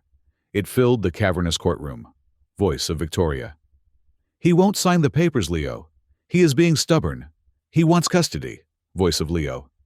"So give him custody. Who cares? We have the money." Voice of Victoria. "No. If he gets Ava, he might dig into the trust fund. He might find out the money is gone. If he finds out, I go to jail. I cannot let that happen." There was a pause on the tape. The sound of ice clinking in a glass. Voice of Victoria. "He has to go, Leo." Voice of Leo. "What do you mean go? Like move to Jersey?" Voice of Victoria. "No, I mean go. Permanently." The courtroom gasped. I felt a cold chill run down my spine. I looked at the woman I had slept next to for 18 years. She was staring at the table, her hands covering her ears. Voice of Leo. "Are you talking about a hit? Victoria, you are crazy." Voice of Victoria. "He rides that stupid bicycle to work every morning, down that steep hill on Simpson Street. If his brakes failed, if he went into the intersection, nobody would question it. He is a depressed loser. Maybe it was suicide. Maybe it was an accident. It would solve everything. The life insurance policy pays double for accidental death. $1 million, Leo. Think of what we could do with another million." Voice of Leo. "You want me to cut his brakes?" Voice of Victoria. "I want you to fix our problem. Do it this weekend." Before the court hearing. "I want him dead, Leo. I want him dead and gone." Click. The recording ended. For 3 seconds, nobody breathed. The silence was absolute. It was the silence of people looking into the abyss of human soul and seeing nothing but darkness. I sat there frozen. I remembered riding my bike 2 days ago. I remembered the brakes feeling a little loose. I had thought it was just wear and tear. I had tightened them myself. She had tried to kill me. It wasn't just about the money. It wasn't just about the affair. She had actively planned to murder the father of her child for an insurance payout. Victoria was shaking her head violently, her hands over her ears. "No, no, I was drunk. I didn't mean it. It was just talk. It was just venting." "It was conspiracy to commit capital murder," Judge Miller said. His voice was no longer the voice of a frustrated civil judge. It was the voice of the wrath of God. He slammed his gavel down. It sounded like a gunshot. "Bailiff!" the judge roared. "Lock those doors! Now!" The 2 bailiffs at the back moved instantly, throwing the heavy deadbolts on the double doors. "I am holding everyone in this room," Judge Miller announced, standing up, his black robes billowing. "Victoria Jones, you are under immediate arrest, not just for fraud, but for the attempted murder of Charles Jones." He pointed a finger at her. "You are not going home, Mrs. Jones. You are not going to the Hamptons. You are going to a federal holding cell." Victoria stood up, her legs wobbling. She looked at Leo. "You set me up. You entrapped me. You told me to say that." "I just held the phone, darling," Leo said, from the witness stand, his face cold. "You said the words." Victoria looked at Julian Vane. "Julian, do something. Defend me." Julian Vane stood up, picked up his briefcase, and walked 5 steps away from her. "I am resigning as your counsel effective immediately. I do not represent murderers." She was alone, completely, utterly alone. She looked at me. I was standing next to Ava, my arm around her shoulders. Ava was staring at her mother with a look of pure horror. She had heard the tape. She had heard her mother planning to kill her father for $1 million. "Charles," Victoria rasped. Her voice was broken. "Charles, please. Tell them I wouldn't do it. Tell them I am not a killer. We were married for 20 years. You know me." I looked at her. I looked at the woman who had spat on me an hour ago. I looked at the woman who had forged my name, stolen my daughter's future, and planned to run me over with a truck. "I don't know you," I said softly. "I never knew you." Victoria's eyes rolled back in her head.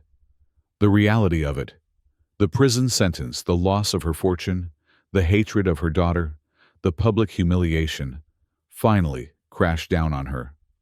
Her knees buckled. She did not faint gracefully like they do in the movies. She collapsed like a sack of wet cement.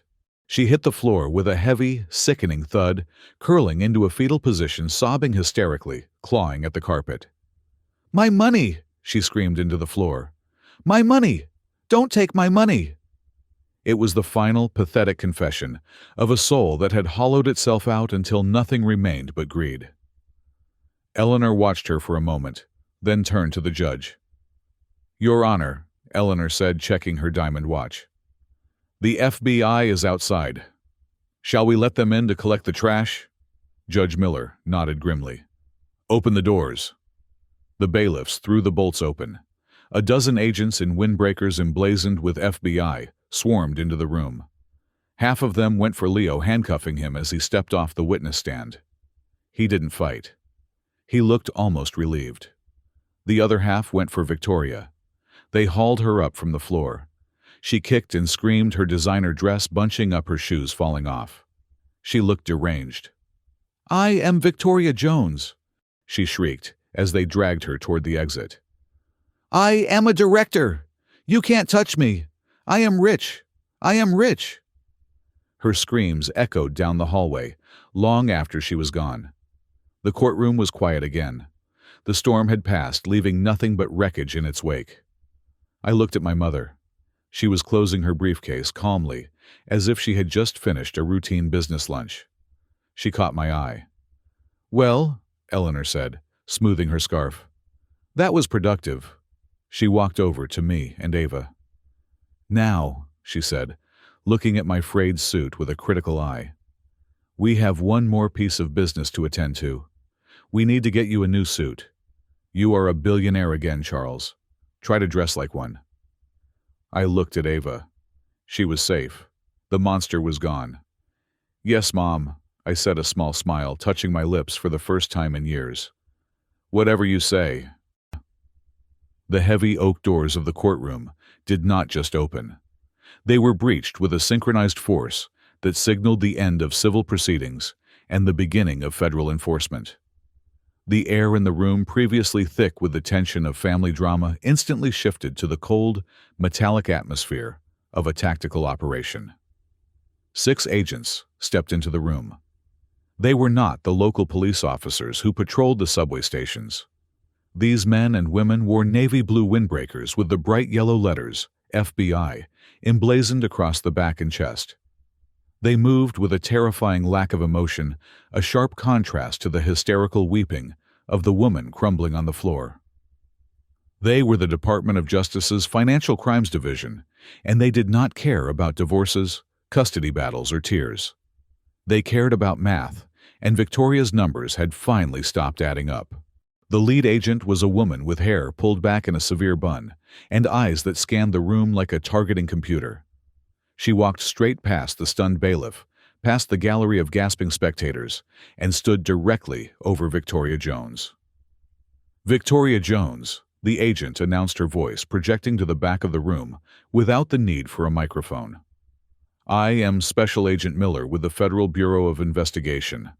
I have a warrant for your arrest issued by the Southern District of New York." Victoria looked up from the carpet. Her mascara had smeared into black ruts down her cheeks, making her look like a tragic clown. She scrambled backward on her hands and knees, trying to put distance between herself and the badge hanging from the agent's belt. "No!" Victoria gasped, her breath coming in short, panicked hitches. "You cannot arrest me here. This is civil court. You have no jurisdiction. I want my lawyer." She turned her desperate gaze toward Julian Vane, the shark, the man she had paid thousands of dollars to protect her. But Julian Vane was already moving. In a display of self-preservation that was almost impressive in its speed, Vane was frantically stuffing papers into his leather briefcase. He did not look at Victoria. He did not look at the agents. He looked only at the exit sign above the side door. "Mr. Vane," Victoria screamed, reaching a hand out toward him. Tell them this is a mistake." Julian Vane paused for a fraction of a second. He stood up, straightened his tie, and addressed the judge, his voice loud and clear for the court reporter to transcribe. "Your Honor," Vane said, his tone dripping with professional detachment, "in light of the evidence presented regarding the conspiracy to commit capital murder and federal wire fraud, I am formally withdrawing as counsel for Mrs. Jones, effective immediately. My firm maintains a strict code of ethics, and we cannot be associated with criminal enterprises. I am invoking my right to silence and will be contacting my own legal representation." "You coward!" Victoria shrieked. "You knew! You helped me structure the accounts." "I have no idea what you are talking about," Vane said, coldly, snapping his briefcase shut. He walked away from her table, putting 5 feet of distance between himself and the radioactive fallout of his client. The abandonment broke something inside Victoria. The reality of her situation crashed down.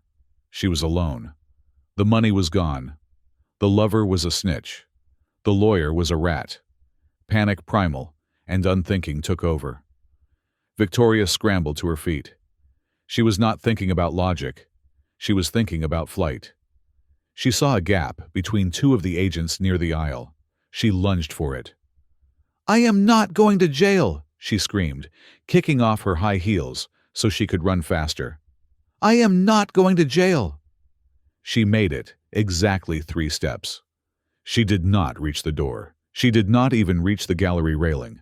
She ran straight into a wall of solid muscle. My mother's bodyguards, the 2 silent sentinels, who had stood by the entrance like statues, stepped forward. They did not strike her. They simply occupied the space she wanted to be in. Victoria collided with the chest of the larger man, a giant who looked like he was carved from obsidian. She bounced off him as if she were a tennis ball, hitting a concrete wall. She stumbled back, flailing, and the federal agents were on her. "Victoria Jones, stop moving," the lead agent barked. They spun her around. The motion was not gentle. It was efficient. One agent grabbed her right wrist, twisting it behind her back. Another grabbed her left. Click, click. The sound of handcuffs ratcheting shut is a sound you never forget. It is the sound of absolute finality. I watched, mesmerized by the contrast. There stood my wife, or the woman who had played the role of my wife, wearing a cream suit that cost $5,000. On her wrist was a Cartier bracelet worth $10,000. And locking them together was a pair of standard-issue steel handcuffs, worth perhaps $40. The metal bit into her skin. She thrashed, trying to pull her arms free, but the agents held her firm. "You are under arrest for 18 counts of wire fraud." The lead agent recited the list of her sins, echoing in the silent room. Tax evasion in the 1st degree, money laundering, and conspiracy to commit murder. "I am innocent," Victoria wailed, tossing her head back. "My husband set me up. He is the one. Look at him. He is the loser, not me." The agent ignored her. "You have the right to remain silent. Anything you say can and will be used against you in a court of law." "I have money," Victoria yelled, her eyes bulging. "I can pay bail. I have millions in Zurich. I can pay you. How much do you want?" And, attempting to bribe a federal officer, the agent added calmly, "Add it to the list." The gallery watched in horrified fascination. The woman who had walked into this room looking like royalty was now being handled like a common street criminal. Her hair was a mess. Her expensive jacket was twisted. Her dignity was gone. I felt a hand on my arm. It was Ava. She was trembling against my side, watching her mother being restrained. "Dad," she whispered. "It is okay," I said softly. "It had to happen." I gently disengaged from Ava and took a step forward. "Wait," I said. The command was soft, but it carried a weight that made the agents pause. They looked at me, then at Eleanor, who gave a subtle nod. The agents held Victoria in place, but they stopped dragging her toward the door for a moment. I walked until I was standing 2 feet in front of her. Victoria looked up at me. Her eyes were red, rimmed with madness. She was breathing hard, her chest heaving against the restraints. For a moment, I saw the ghost of the girl I had met in the diner 20 years ago. The girl who had been hungry. The girl who had been scared. But that girl was dead. She had killed her to build this monster. "Charles," she gasped, her voice dropping to a desperate whisper.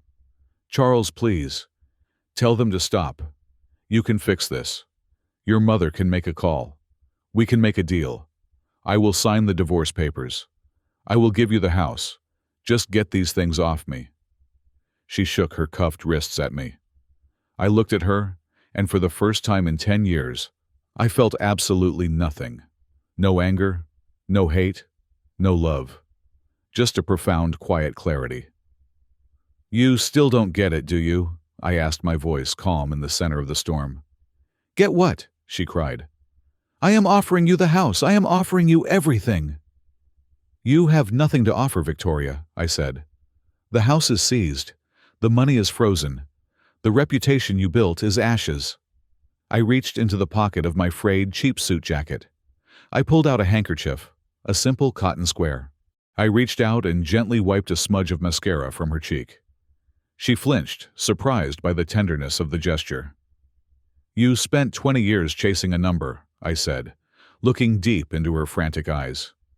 "You thought that if you had enough zeros in your bank account you would be somebody. You thought the clothes, the cars, the parties, you thought that made you valuable. And you thought I was worthless, because I chose to help people instead of exploiting them." Victoria stared at me, her mouth opening and closing. "But look at us now," I continued. "I am standing here in a suit that cost $120, and I am free. I have my daughter. I have my conscience. And you are standing in a $5,000 suit and you have lost everything." I put the handkerchief back in my pocket. "Money does not make a person valuable, Victoria," I said. "Kindness does. Integrity does. The ability to love someone other than yourself does.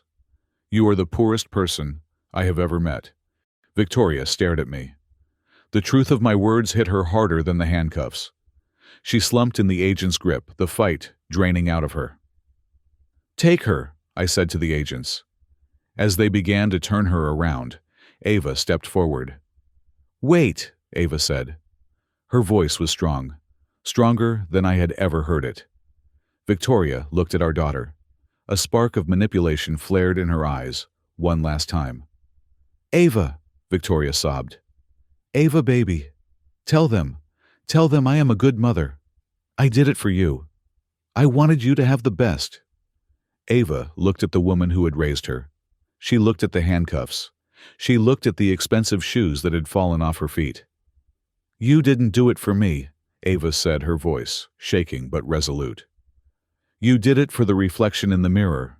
Ava turned to the court clerk, who was watching with wide eyes. "I want it on the record," Ava said clearly. "My name is Ava Jones. I am the daughter of Charles Jones. I am not her daughter anymore." She pointed at Victoria.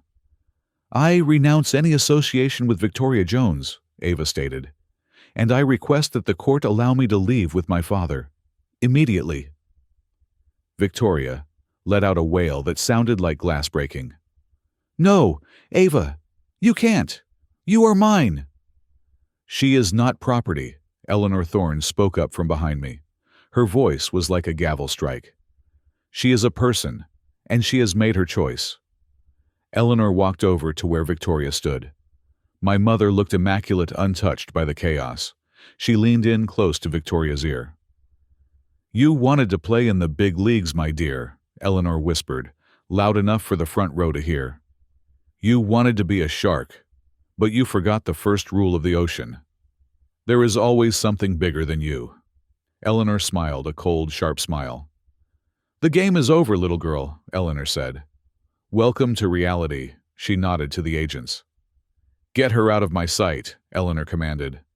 The agents obeyed. They hauled Victoria toward the double doors. She didn't scream anymore. She just dragged her feet, weeping silently, a broken figure in a power suit.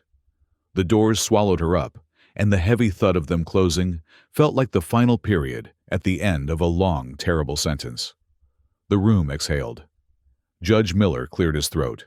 He looked shaken. He adjusted his glasses and looked down at his docket. "The court acknowledges the arrest of the plaintiff," the judge said, his voice grave. "And in light of the extraordinary circumstances and the overwhelming evidence of fraud and criminal conspiracy," he looked at me and Ava. "I am issuing an emergency order," Judge Miller declared. Full legal and physical custody of the minor Ava Jones is awarded to the father, Charles Jones, effective immediately."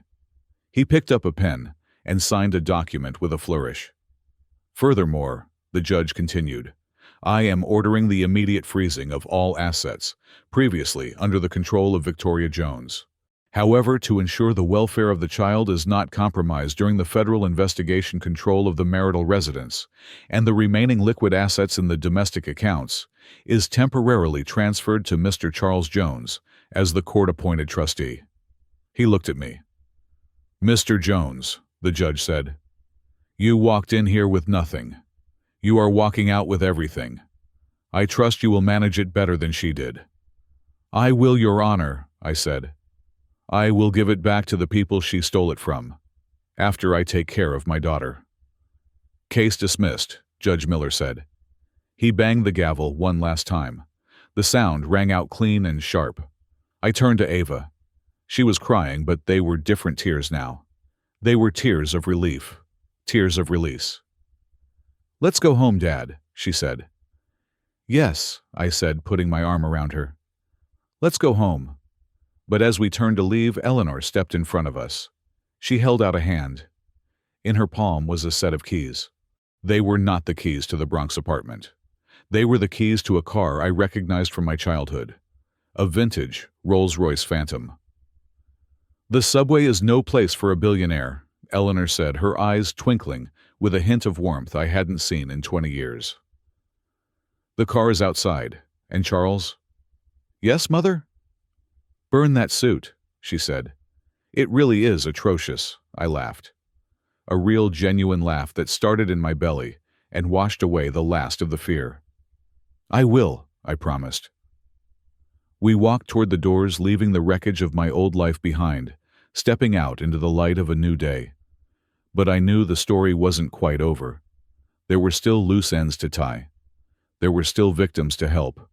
And somewhere in a cold metal cell, Victoria was just realizing that her nightmare had only just begun. The adrenaline of the arrest was beginning to fade, replaced by a silence that felt heavier, yet infinitely cleaner, than the stifling atmosphere of the morning.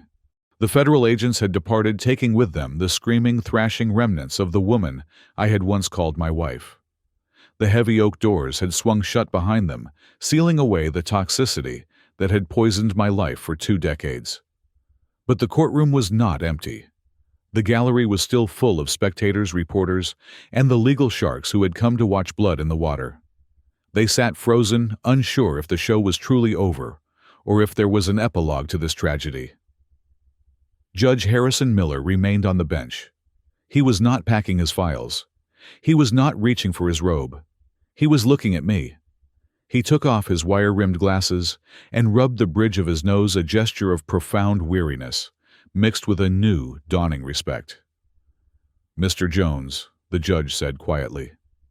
The microphone picked up his voice, amplifying it through the silent room. "In 30 years on the bench, I have seen men fight for money. I have seen men fight for custody. I have seen men fight for their reputations. But I have never seen a man fight with nothing but the truth in his pocket against an enemy armed with millions." He leaned forward, his eyes locking onto mine. "You had the resources of the Thorne dynasty at your disposal," the judge continued. "Your mother is Eleanor Thorne. You could have walked in here with a battalion of lawyers on day one. You could have crushed your wife financially before she even filed the papers. But you didn't. You waited. You endured the insults. You wore that suit." He gestured to my frayed lapel. "Why?" the judge asked. "Why suffer the indignity of being called a failure when you could have bought and sold everyone in this room 10 times over?" I looked at Eleanor. She was standing beside me, her posture perfect, but her eyes were searching my face, waiting for the answer she had been denied for 20 years. I looked at Ava, who was clinging to my arm, her eyes wide and red, waiting to understand who her father really was. I took a deep breath. It was time to speak the truth I had buried under layers of humility and silence. "Your Honor," I began, my voice steady. "My grandfather Silas Thorne built the Thorne Empire on a foundation of ruthlessness. In 1995, his firm represented a chemical company that had poisoned the water supply of a small town in Ohio. Hundreds of children got sick. The families sued. They wanted justice. My grandfather crushed them. He used legal loopholes to bankrupt the families, silence the witnesses, and bury the truth. He won. He made $40 million in legal fees. I heard a sharp intake of breath from the gallery. Eleanor looked down at the floor, her expression unreadable. I was 22 years old, I continued. I sat at the dinner table that night and my grandfather toasted to the victory. He called it the art of war.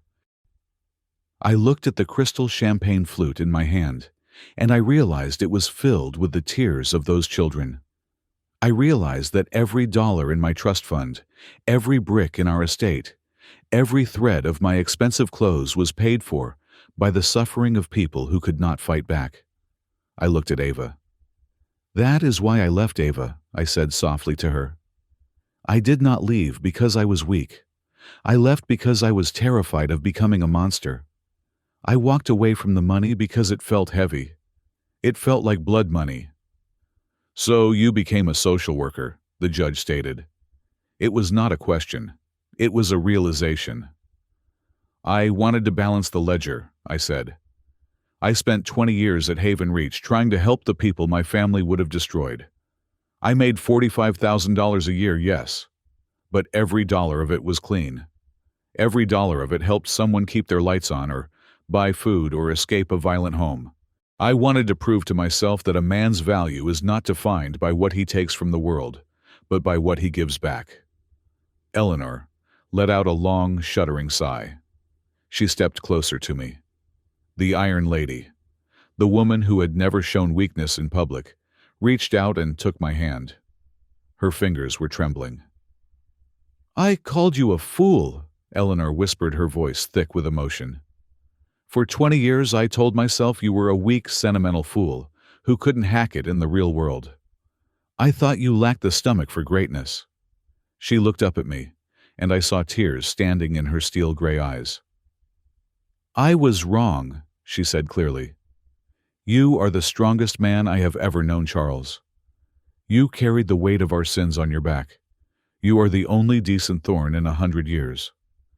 Mom, I said, squeezing her hand. No, she interrupted, turning to the courtroom. Let them see. Let them see what real success looks like. She gestured toward the back of the courtroom. I turned around. The double doors which had just swallowed Victoria opened again. But this time, it was not federal agents who entered. It was not wealthy lawyers. It was my life. A group of about 20 people walked in. They were dressed in worn coats, work boots, and thrift store sweaters. They looked out of place in the mahogany-paneled room, but they walked with a quiet dignity. I recognized every single face. There was Sarah, the receptionist from Haven Reach, who had covered my shifts when I was sick. There was Mr. Henderson, the veteran I had helped get into rehab. There was the terrified teenager I had talked off a ledge last winter. And at the front was Maria. Maria was a small woman, worn down by years of hard labor and harder luck. She was holding the hand of a 5-year-old boy. She saw me and smiled a radiant, tearful smile that lit up the room. We heard Mr. Jones, Maria said, her voice echoing in the silent court. We saw the news vans outside. We heard they were trying to say you were a bad man. She walked past the stunned bailiff, past the empty table, where Julian Vane had sat and stood before the judge. May I speak, Your Honor? Maria asked. Judge Miller nodded. Please. Maria turned to the gallery. She looked at the reporters who were now filming this scene with a reverence they usually saved for funerals. 3 years ago, Maria began, her voice, shaking, but gaining strength. My husband broke my jaw because I burnt the toast. He threw me and my baby out in the snow in the middle of January. I had no coat. I had no money. I had no diapers for my son. I went to Haven Reach because I had nowhere else to go, she pointed at me. Mr. Jones was there, she said. It was closing time. He was supposed to go home to his family, but he stayed. He stayed until midnight, calling shelters, trying to find us a bed. But everywhere was full. She looked at Ava. "Your father did not send us back out into the cold," Maria said. "He took out his wallet. I saw it. He had exactly $40 in there. It was all he had until payday. I know because I heard him tell Sarah earlier that he was skipping lunch to save money." I lowered my head, overwhelmed by the memory. "He gave me the $40, Maria said, tears spilling down her cheeks. "He told me to take a taxi to a motel in Queens where he knew the owner. And then," she choked up, "and then he walked to the bodega across the street and bought a gallon of milk and a pack of diapers with his credit card. I found out later he was already maxed out, but he forced the charge through." She looked at me with a fierce, protective love. "He walked 5 miles home in the snow that night because he gave me his taxi money," Maria declared. "He ate nothing so my son could drink milk. That is the man you are judging. That is the man his wife called a loser." She lifted her son up. The boy waved at me. "This is Miguel," Maria said. "He is alive because of Charles Jones. If that is what a loser looks like, then I pray to God the world gives us more losers." The silence that followed her testimony was profound. It was a silence filled with shame. I looked at the gallery. The people who had laughed at me earlier, the interns, the clerks, the wealthy onlookers, were looking down at their shoes. Some were openly weeping. Ava was staring at Maria, then at me. The realization was crashing over her like a tidal wave. She had spent years listening to Victoria's narrative, that money equaled worth, that poverty equaled failure. She had been ashamed of my old car, my coupons, my brown bag lunches. She hadn't known. She hadn't known that my poverty was a choice, made out of love for strangers. "You gave her your lunch money?" Ava whispered, her voice cracking. "And you came home and told Mom you weren't hungry?" "I wasn't hungry," I lied gently. My heart was full. Ava buried her face in my shoulder again. "I was so stupid," she sobbed. "I was so stupid, Daddy. I wanted the designer bags. I wanted the trips. I didn't see that you were the rich one." "It is okay," I soothed her. "You see now." Judge Miller stood up. He did not bang the gavel. He simply stood a sign of respect that was rare in this chamber. "Mr. Jones," the judge said, "in this room we usually deal with the worst of humanity. We see greed, betrayal, and violence. Today, you have brought something else into this court. You have brought honor." He looked at the court reporter. "Let the record show," the judge stated formally, "that while the court has found the plaintiff Victoria Jones to be bankrupt in both assets and morals, the defendant, Charles Jones, leaves this courtroom as the wealthiest man I have ever encountered. Not because of his inheritance, which I understand is substantial, but because of his character." Eleanor cleared her throat. She stepped forward, reclaiming the room with her natural authority, but the harsh edge was gone. "Your Honor," Eleanor said, "as the head of Thorne and Associates, I have spent a lifetime accumulating power. Today, my son has taught me that power without purpose is just bullying." She turned to the gallery, addressing the press directly. "I am announcing today the formation of a new division within my firm," Eleanor declared. "It will be called the Charles Thorne Justice Fund. It will be funded with an initial endowment of $100 million, money that comes directly from the profits of the cases my father should never have won." She looked at me, a question in her eyes. "The fund will provide top-tier legal representation free of charge to anyone who is being crushed by corporate greed, landlord negligence, or domestic abuse," Eleanor said. "We will not charge a dime. We will fight for the people who cannot fight for themselves. And we will do it in the name of the man who walked 5 miles in the snow to save a child." The room erupted. Not in gossip, but in applause. It started with Maria clapping her work-worn hands. Then Sarah joined in. Then the judge. Then slowly, the entire gallery rose to their feet. Even the bailiffs were clapping. It was a standing ovation for a social worker in a $120 suit. When the applause finally died down, Eleanor turned to me. She looked at the keys to the Rolls-Royce she had given me earlier. "The offer still stands, Charles," she said. "The corner office is empty. The CEO position is yours. You can run the firm.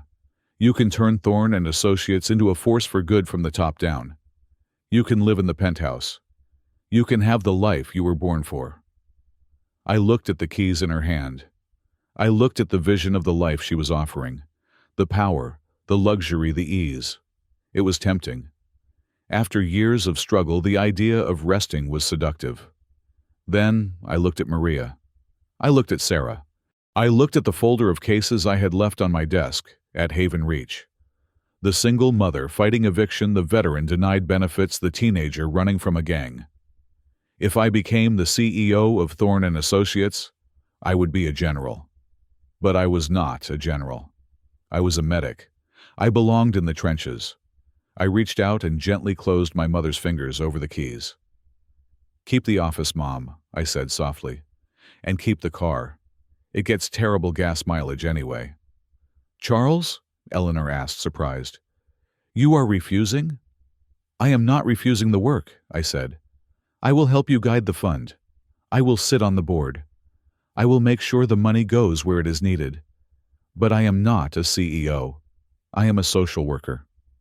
I looked at Ava. "I have a shift on Monday," I said.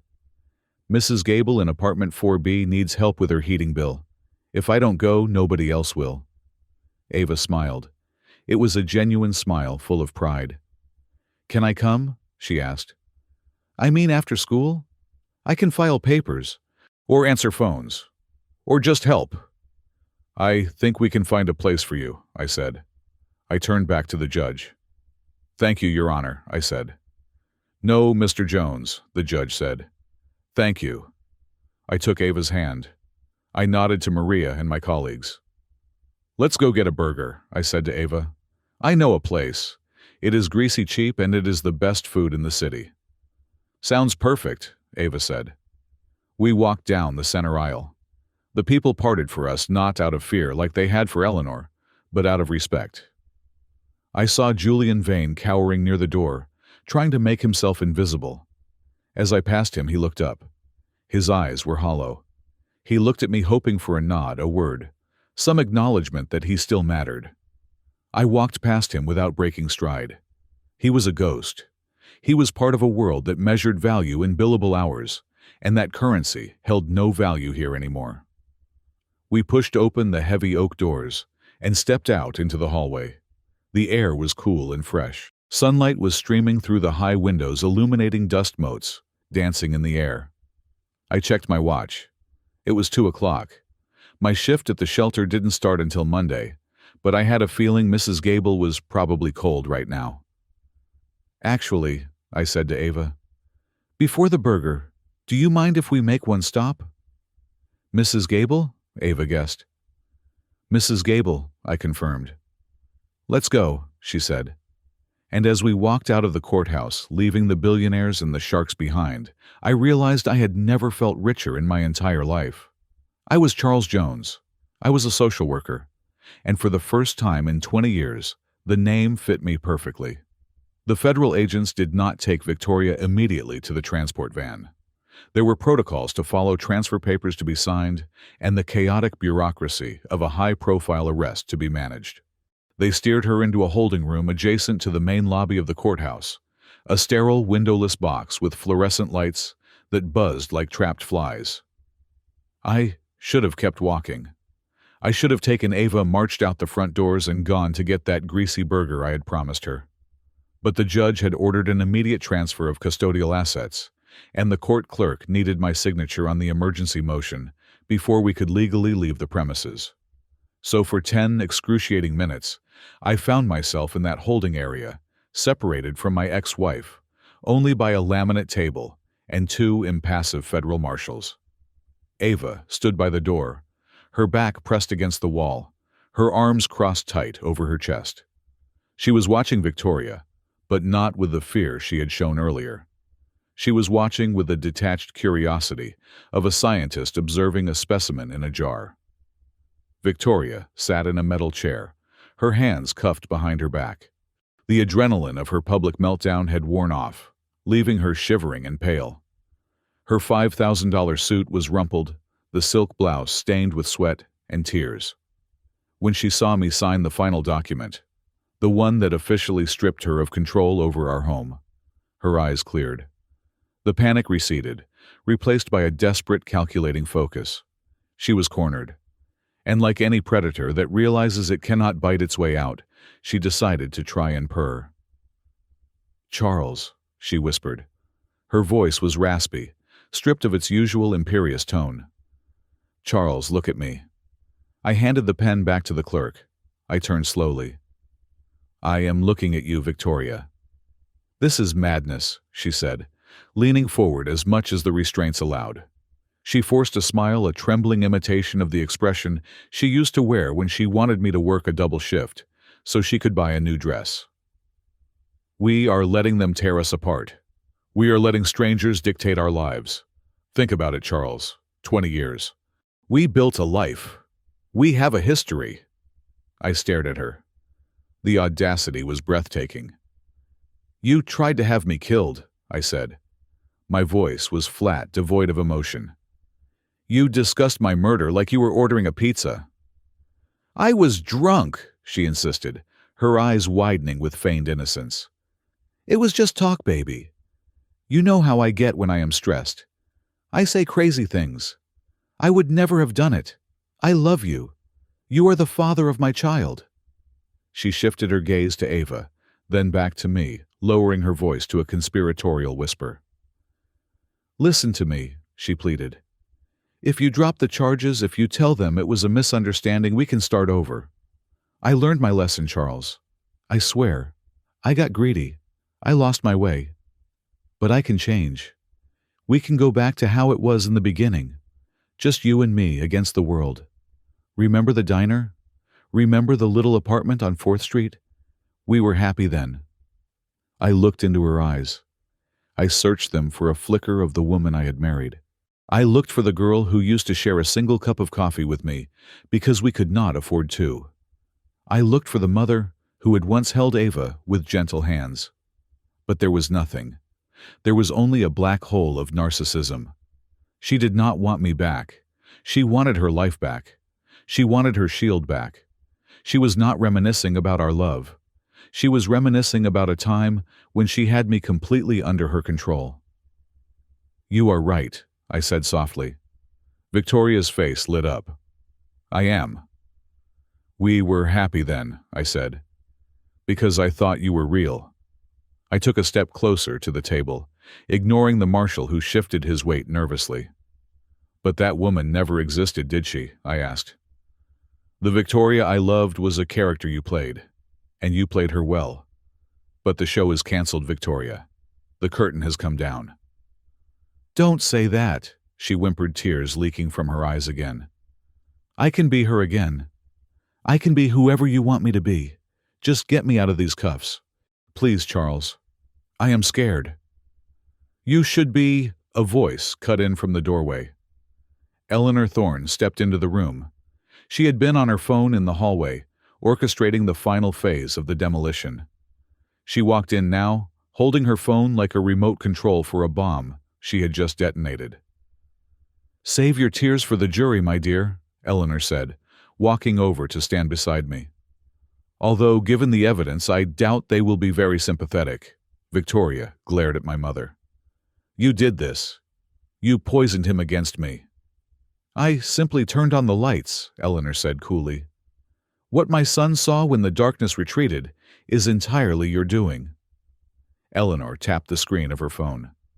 "I thought you should know," Eleanor said, her tone conversational, "that while you were busy weeping on the floor, I took the liberty of sending a few emails.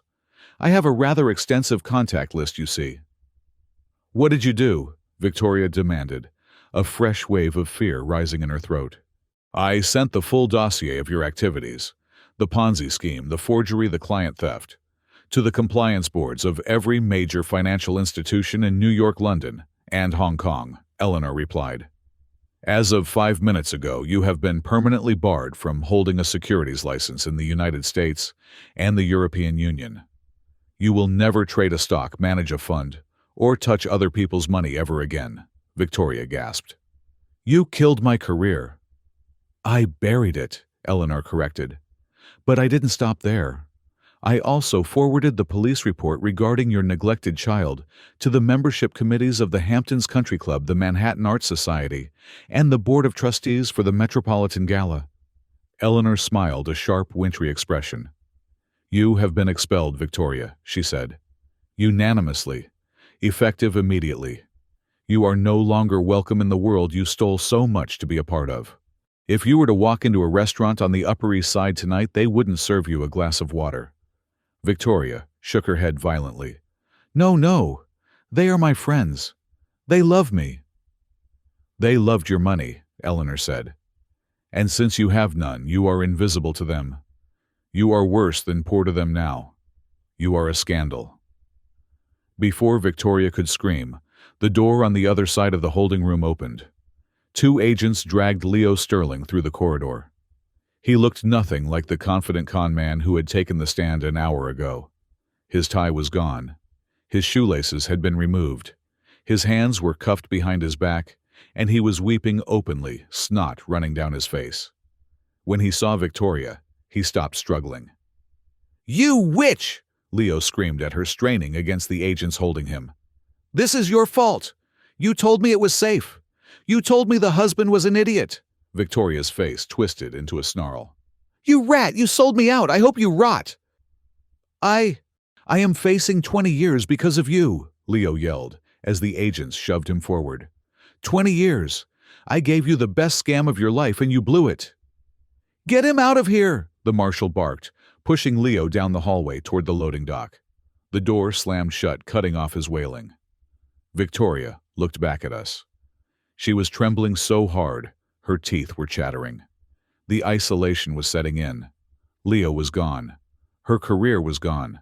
Her social standing was gone. What about my house? She whispered, looking at me. Charles the Hamptons' house. It is in my name. You can't take that. It is all I have left. I shook my head slowly. It was purchased with proceeds from criminal activity. I explained, my voice calm. The FBI has already seized it. They are seizing the apartment in the city too. And the cars. And the jewelry.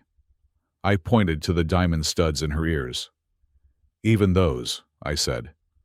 They are evidence. But that means... Victoria stammered, her mind struggling to comprehend the math. It means you are broke, Eleanor said brutally. Not liquidating assets broke. Not cash flow problem broke. I mean zero. Actually, less than zero. When the lawsuits from your investors are finished, you will owe millions of dollars you will never be able to repay. Victoria slumped back in her chair. The reality of it was a physical weight, crushing the air out of her lungs. She looked down at her lap. I have nothing, she whispered. I have absolutely nothing. You had everything, I said. You had a husband who loved you. You had a daughter who adored you. You had a home. You threw it all away because it wasn't enough. You wanted to be a Queen Victoria. Now you are just a prisoner. One of the marshals stepped forward. Time to go, Mrs. Jones. Transport is waiting. He grabbed her arm to haul her up. Victoria panicked. The reality of the prison cell was rushing up to meet her. She looked frantically around the room for one last lifeline, one last person she could manipulate. Her eyes landed on Ava.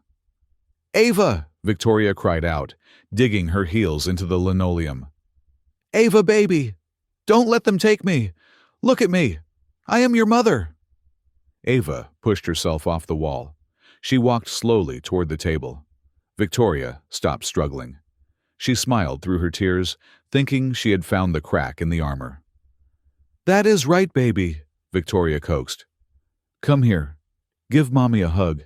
Tell Daddy to stop this. Tell him you need me. Ava stopped 3 feet from the table. She looked at the woman who had forced her to lie. She looked at the woman who had spent her college fund on a lover. She looked at the woman who had called her father a loser. Ava's face was composed, her eyes dry. She looked incredibly like Eleanor in that moment, strong, regal, and unyielding. "I don't need you," Ava said. Her voice was clear, ringing like a bell in the small room. Victoria flinched, as if she had been slapped. "What? Ava, how can you say that?" "I needed a mother who cared if I was sick," Ava said. "I needed a mother who didn't call me names when I didn't dress right. I needed a mother who didn't try to kill my father." Ava took a deep breath. "You aren't a mother," Ava said. "You are just a woman who stole my childhood, and I am taking it back." "Ava!" Victoria shrieked, reaching out with her cuffed hands. Ava didn't flinch. She simply turned around. She presented her back to Victoria. It was a gesture of absolute dismissal. "Goodbye, Victoria," Ava said. She didn't call her mom. "No!" Victoria screamed. "Look at me! I command you to look at me! I bought you everything! I own you!" "Walk away, Ava," I said gently. Ava walked to the door. She opened it and stepped out into the lobby without looking back once. I turned to follow her. "Charles!" Victoria yelled, her voice breaking into a hysterical, jagged sob. "You can't leave me here! I am Victoria Jones! I am somebody! I am somebody!" I paused at the door. I looked back at her one last time. She was being dragged toward the rear exit by the marshals. Her feet were dragging on the floor. Her hair was hanging in her face. She looked small, vicious, and utterly pathetic. "No," I said quietly. "You are nobody." I walked out and let the heavy steel door slam shut behind me. Clang. The sound echoed with a finality that vibrated in my bones. It was done. The parasite had been excised. I walked into the lobby. Flashbulbs erupted instantly. The press had gathered outside the glass doors, hungry for a glimpse of the fallout. Through the glass, I could see them shouting questions. "Mr. Jones, is it true you are a billionaire? Mr. Jones, did she really try to kill you? Ava, how do you feel about your mother?" I put my arm around Ava's shoulders. Eleanor stood on her other side, creating a phalanx of protection. "Ignore them," Eleanor said. "They are vultures. Do not feed them." "I know," I said. But then I saw something through the side window of the lobby. The marshals were leading Victoria out to the transport van. The press had seen her too. A swarm of photographers rushed the barricade. Victoria saw the cameras. For a split second, she straightened up. She tried to toss her hair. She tried to look like the director of the Aurora Fund. But then, someone in the crowd shouted, "Hey, it's the broke queen!" The crowd laughed. Victoria's face crumbled. The mask shattered for the last time. She lunged at the camera, screaming obscenities, her face twisted into a grotesque mask of hatred. She looked deranged. She looked exactly like the monster she was. The marshals shoved her into the back of the van. The metal door slammed shut, cutting off her screams. I turned away from the window. I looked at Ava. I looked at my mother. "She is gone," I said. "Good riddance," Eleanor said, adjusting her brooch. "Now about that burger. I believe you promised my granddaughter a meal." "I did," I said. "Well," Eleanor said, tapping her cane on the floor, "I have never eaten a greasy burger in my life. But I suppose today is a day for new experiences." Ava looked at her eyes wide. "Grandma, you are going to eat a burger?" "I am going to try," Eleanor said with a rare mischievous smile. "But if I get indigestion, Charles, I am suing you," I laughed. It was a sound of pure freedom. "Deal," I said. We walked toward the exit not as victims, not as survivors, but as a family. The purge was complete. The past was dead. And for the first time in a very long time, the future looked bright, clean, and entirely ours. 3 months had passed since the day the federal agents dragged Victoria, screaming, from the courthouse lobby. 3 months of depositions. 3 months of unearthing the rot in the financial records. 3 months of watching the empire of lies my ex-wife had built crumble into dust. Today was the final stroke of the pen. I sat in the same chair at the defendant's table, but everything else had changed. The air in the courtroom was no longer heavy with judgment. It was light, almost buoyant. The gallery was packed not with gawkers hoping to see a train wreck, but with supporters. Maria was there with her son. My colleagues from Haven Reach filled the back 2 rows. And right beside me, holding my hand, was Ava. She looked different. The heavy makeup was gone. The designer clothes that she used to wear like armor had been replaced by jeans and a simple sweater. She looked like a teenager again, not a miniature corporate shark. Judge Harrison Miller sat on the bench looking down at a stack of documents that was significantly thinner than the ones we had started with. He picked up his pen.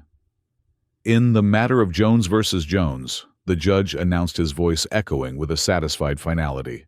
Based on the criminal conviction of the plaintiff Victoria Jones for wire fraud and conspiracy to commit murder, and based on the overwhelming evidence presented by the defense, this court issues its final decree. He looked at me. Mr. Charles Jones is granted sole legal and physical custody of the minor child Ava Jones, the judge ruled. Furthermore, regarding the countersuit for defamation, emotional distress, and financial damages, this court rules in favor of the defendant. The judge adjusted his glasses. The court orders the immediate liquidation of all remaining assets belonging to Victoria Jones, he continued. After restitution is paid to the investors, she defrauded, the remaining sum is to be awarded to Mr. Jones as punitive damages. The total amount is estimated to be $25 million. The gavel banged. Bang. It was over. $25 million. It was a number so large it felt abstract. It was the price tag on 20 years of my life. I walked out of the courtroom flanked by Ava and my mother, Eleanor Thorne. The press was waiting outside, but I had one last piece of business to attend to before I spoke to them. One last secret I had kept even from Eleanor. We walked to the black town car waiting at the curb. "To the office, Charles?" Eleanor asked, assuming we were heading to Thorne and Associates. "Not your office, Mom," I said, opening the door for Ava. "Victoria's office." Eleanor raised an eyebrow. "The Aurora Fund?" "The FBI taped it off months ago. The landlord is preparing to reclaim the space." I smiled a small, tight smile. "I know. I need to sign the papers." Eleanor looked at me confused. "You? Why would you sign the papers?" "Get in," I said. "I will explain on the way." We drove through the bustling streets of Manhattan to Fifth Avenue. We stopped in front of a gleaming skyscraper of glass and steel. It was one of the most expensive addresses in the city. The Aurora Fund had occupied the entire 40th floor for 10 years. Victoria had chosen this building specifically to brag about the view. We took the elevator up. The hallway was quiet, the glass doors of the Aurora Fund covered in paper. A man in a suit was waiting for us. He held a clipboard. "Mr. Jones," the man said, bowing his head respectfully. "We have the eviction order ready for your signature." Eleanor looked at the man, then at me. Her eyes widened. The realization hit her like a physical force. "Charles," she whispered. "This building, it belonged to Grandmother Beatrice," I finished. "She left it to me in a separate trust when she died. She knew I didn't want the Thorne money, but she insisted I have a safety net. She made me promise never to sell it." I looked at the closed doors of my ex-wife's office. "I have owned this building for 15 years, I said. "When Victoria told me she had found the perfect office space 10 years ago, I approved the lease through a shell company. I gave her a discount. I thought I was helping my wife build her dream." I took the pen from the building manager. "I was her landlord the entire time," I said. "And she never knew. She used to come home and complain about the management company calling them incompetent. She was complaining about me." I looked at the eviction notice. It was a standard form, impersonal and cold. Tenant, the Aurora Fund. Reason for eviction, criminal activity, and non-payment of rent. "She thought she was a queen in her castle," I said softly. but she was just a guest in my house. I signed my name, Charles Jones. Get everything out, I told the manager. Burn the furniture if you have to. I want that space empty by tomorrow morning. I don't want a single trace of her left in this building. Yes, sir, the manager said. We walked back to the elevator. Eleanor was staring at me with a new expression. It was awe. You held that card for 10 years? She asked. You could have evicted her at any time. You could have ended her business with a phone call. I didn't want to control her mom, I said. I wanted her to succeed. I wanted her to be happy. The tragedy is she had everything she needed. She just couldn't stop stealing. We left the building and got back into the car. Where to now? The driver asked. The Bronx, I said. The Bronx? Ava asked, surprised. Are we going back to the apartment? No, I said. We are going to the empty lot on 3rd Avenue, the one near the shelter. When we arrived, the lot was an eyesore. It was filled with trash, overgrown weeds, and rusted chain-link fences. It sat right in the middle of one of the poorest neighborhoods in the city. I stood on the cracked sidewalk looking at the debris. $25 million, I said to Ava. That is what the judge gave us. It is blood money. It came from lies. We can't keep it. I don't want it, Ava said immediately. It feels dirty. Exactly, I said. So we are going to wash it, I pointed to the lot. I bought this land this morning, I said, with the first installment of the settlement. We are going to bulldoze this mess, and we are going to build a 4-story brick building. I turned to them, painting the picture in the air with my hands. The first floor will be a food pantry and a soup kitchen that runs 24 hours a day, I said. Real food, fresh vegetables, no questions asked. The second floor will be a legal clinic staffed by Thorne and Associates pro bono lawyers. The third floor will be a temporary shelter for victims of domestic violence, and the fourth floor that will be a library and a tutoring center for kids who need a safe place to study. Ava's eyes lit up. Can we have an art studio? For the kids? We can have 2 art studios, I smiled. We are going to call it the Jones Center for Justice. Eleanor stepped forward. She looked at the trash-filled lot, and then she looked at me. Her face crumpled. The Iron Lady who had stared down senators and CEOs finally let the mask fall completely. I spent 40 years building a fortune, Eleanor said, her voice trembling. I thought that was my legacy. I thought the name Thorne meant power. She walked over to me and wrapped her arms around me. It wasn't the stiff, formal hug of a society matron. It was a desperate, clinging embrace. She buried her face in the shoulder of my cheap suit. I was so poor, Charles, she wept. I was so poor in spirit. You are the only rich one among us. You are the legacy. I am so proud of you. I am so incredibly proud of you. I held her tight, feeling the 20 years of distance dissolve. The ice had finally melted. I love you, Mom, I whispered. I love you, my son, she sobbed. 50 miles away in a federal correctional facility in upstate New York, the air smelled of bleach and despair. Victoria Jones sat in the common room. She was wearing a bright orange jumpsuit that was 2 sizes too big. Her hair, once her pride and joy, was pulled back in a messy ponytail with a rubber band. Her skin was sallow without her creams and treatments. She was staring at the television mounted on the wall inside a protective cage. The news was playing. The headline scrolled across the bottom of the screen in bold red letters. Billionaire social worker donates record settlement to charity.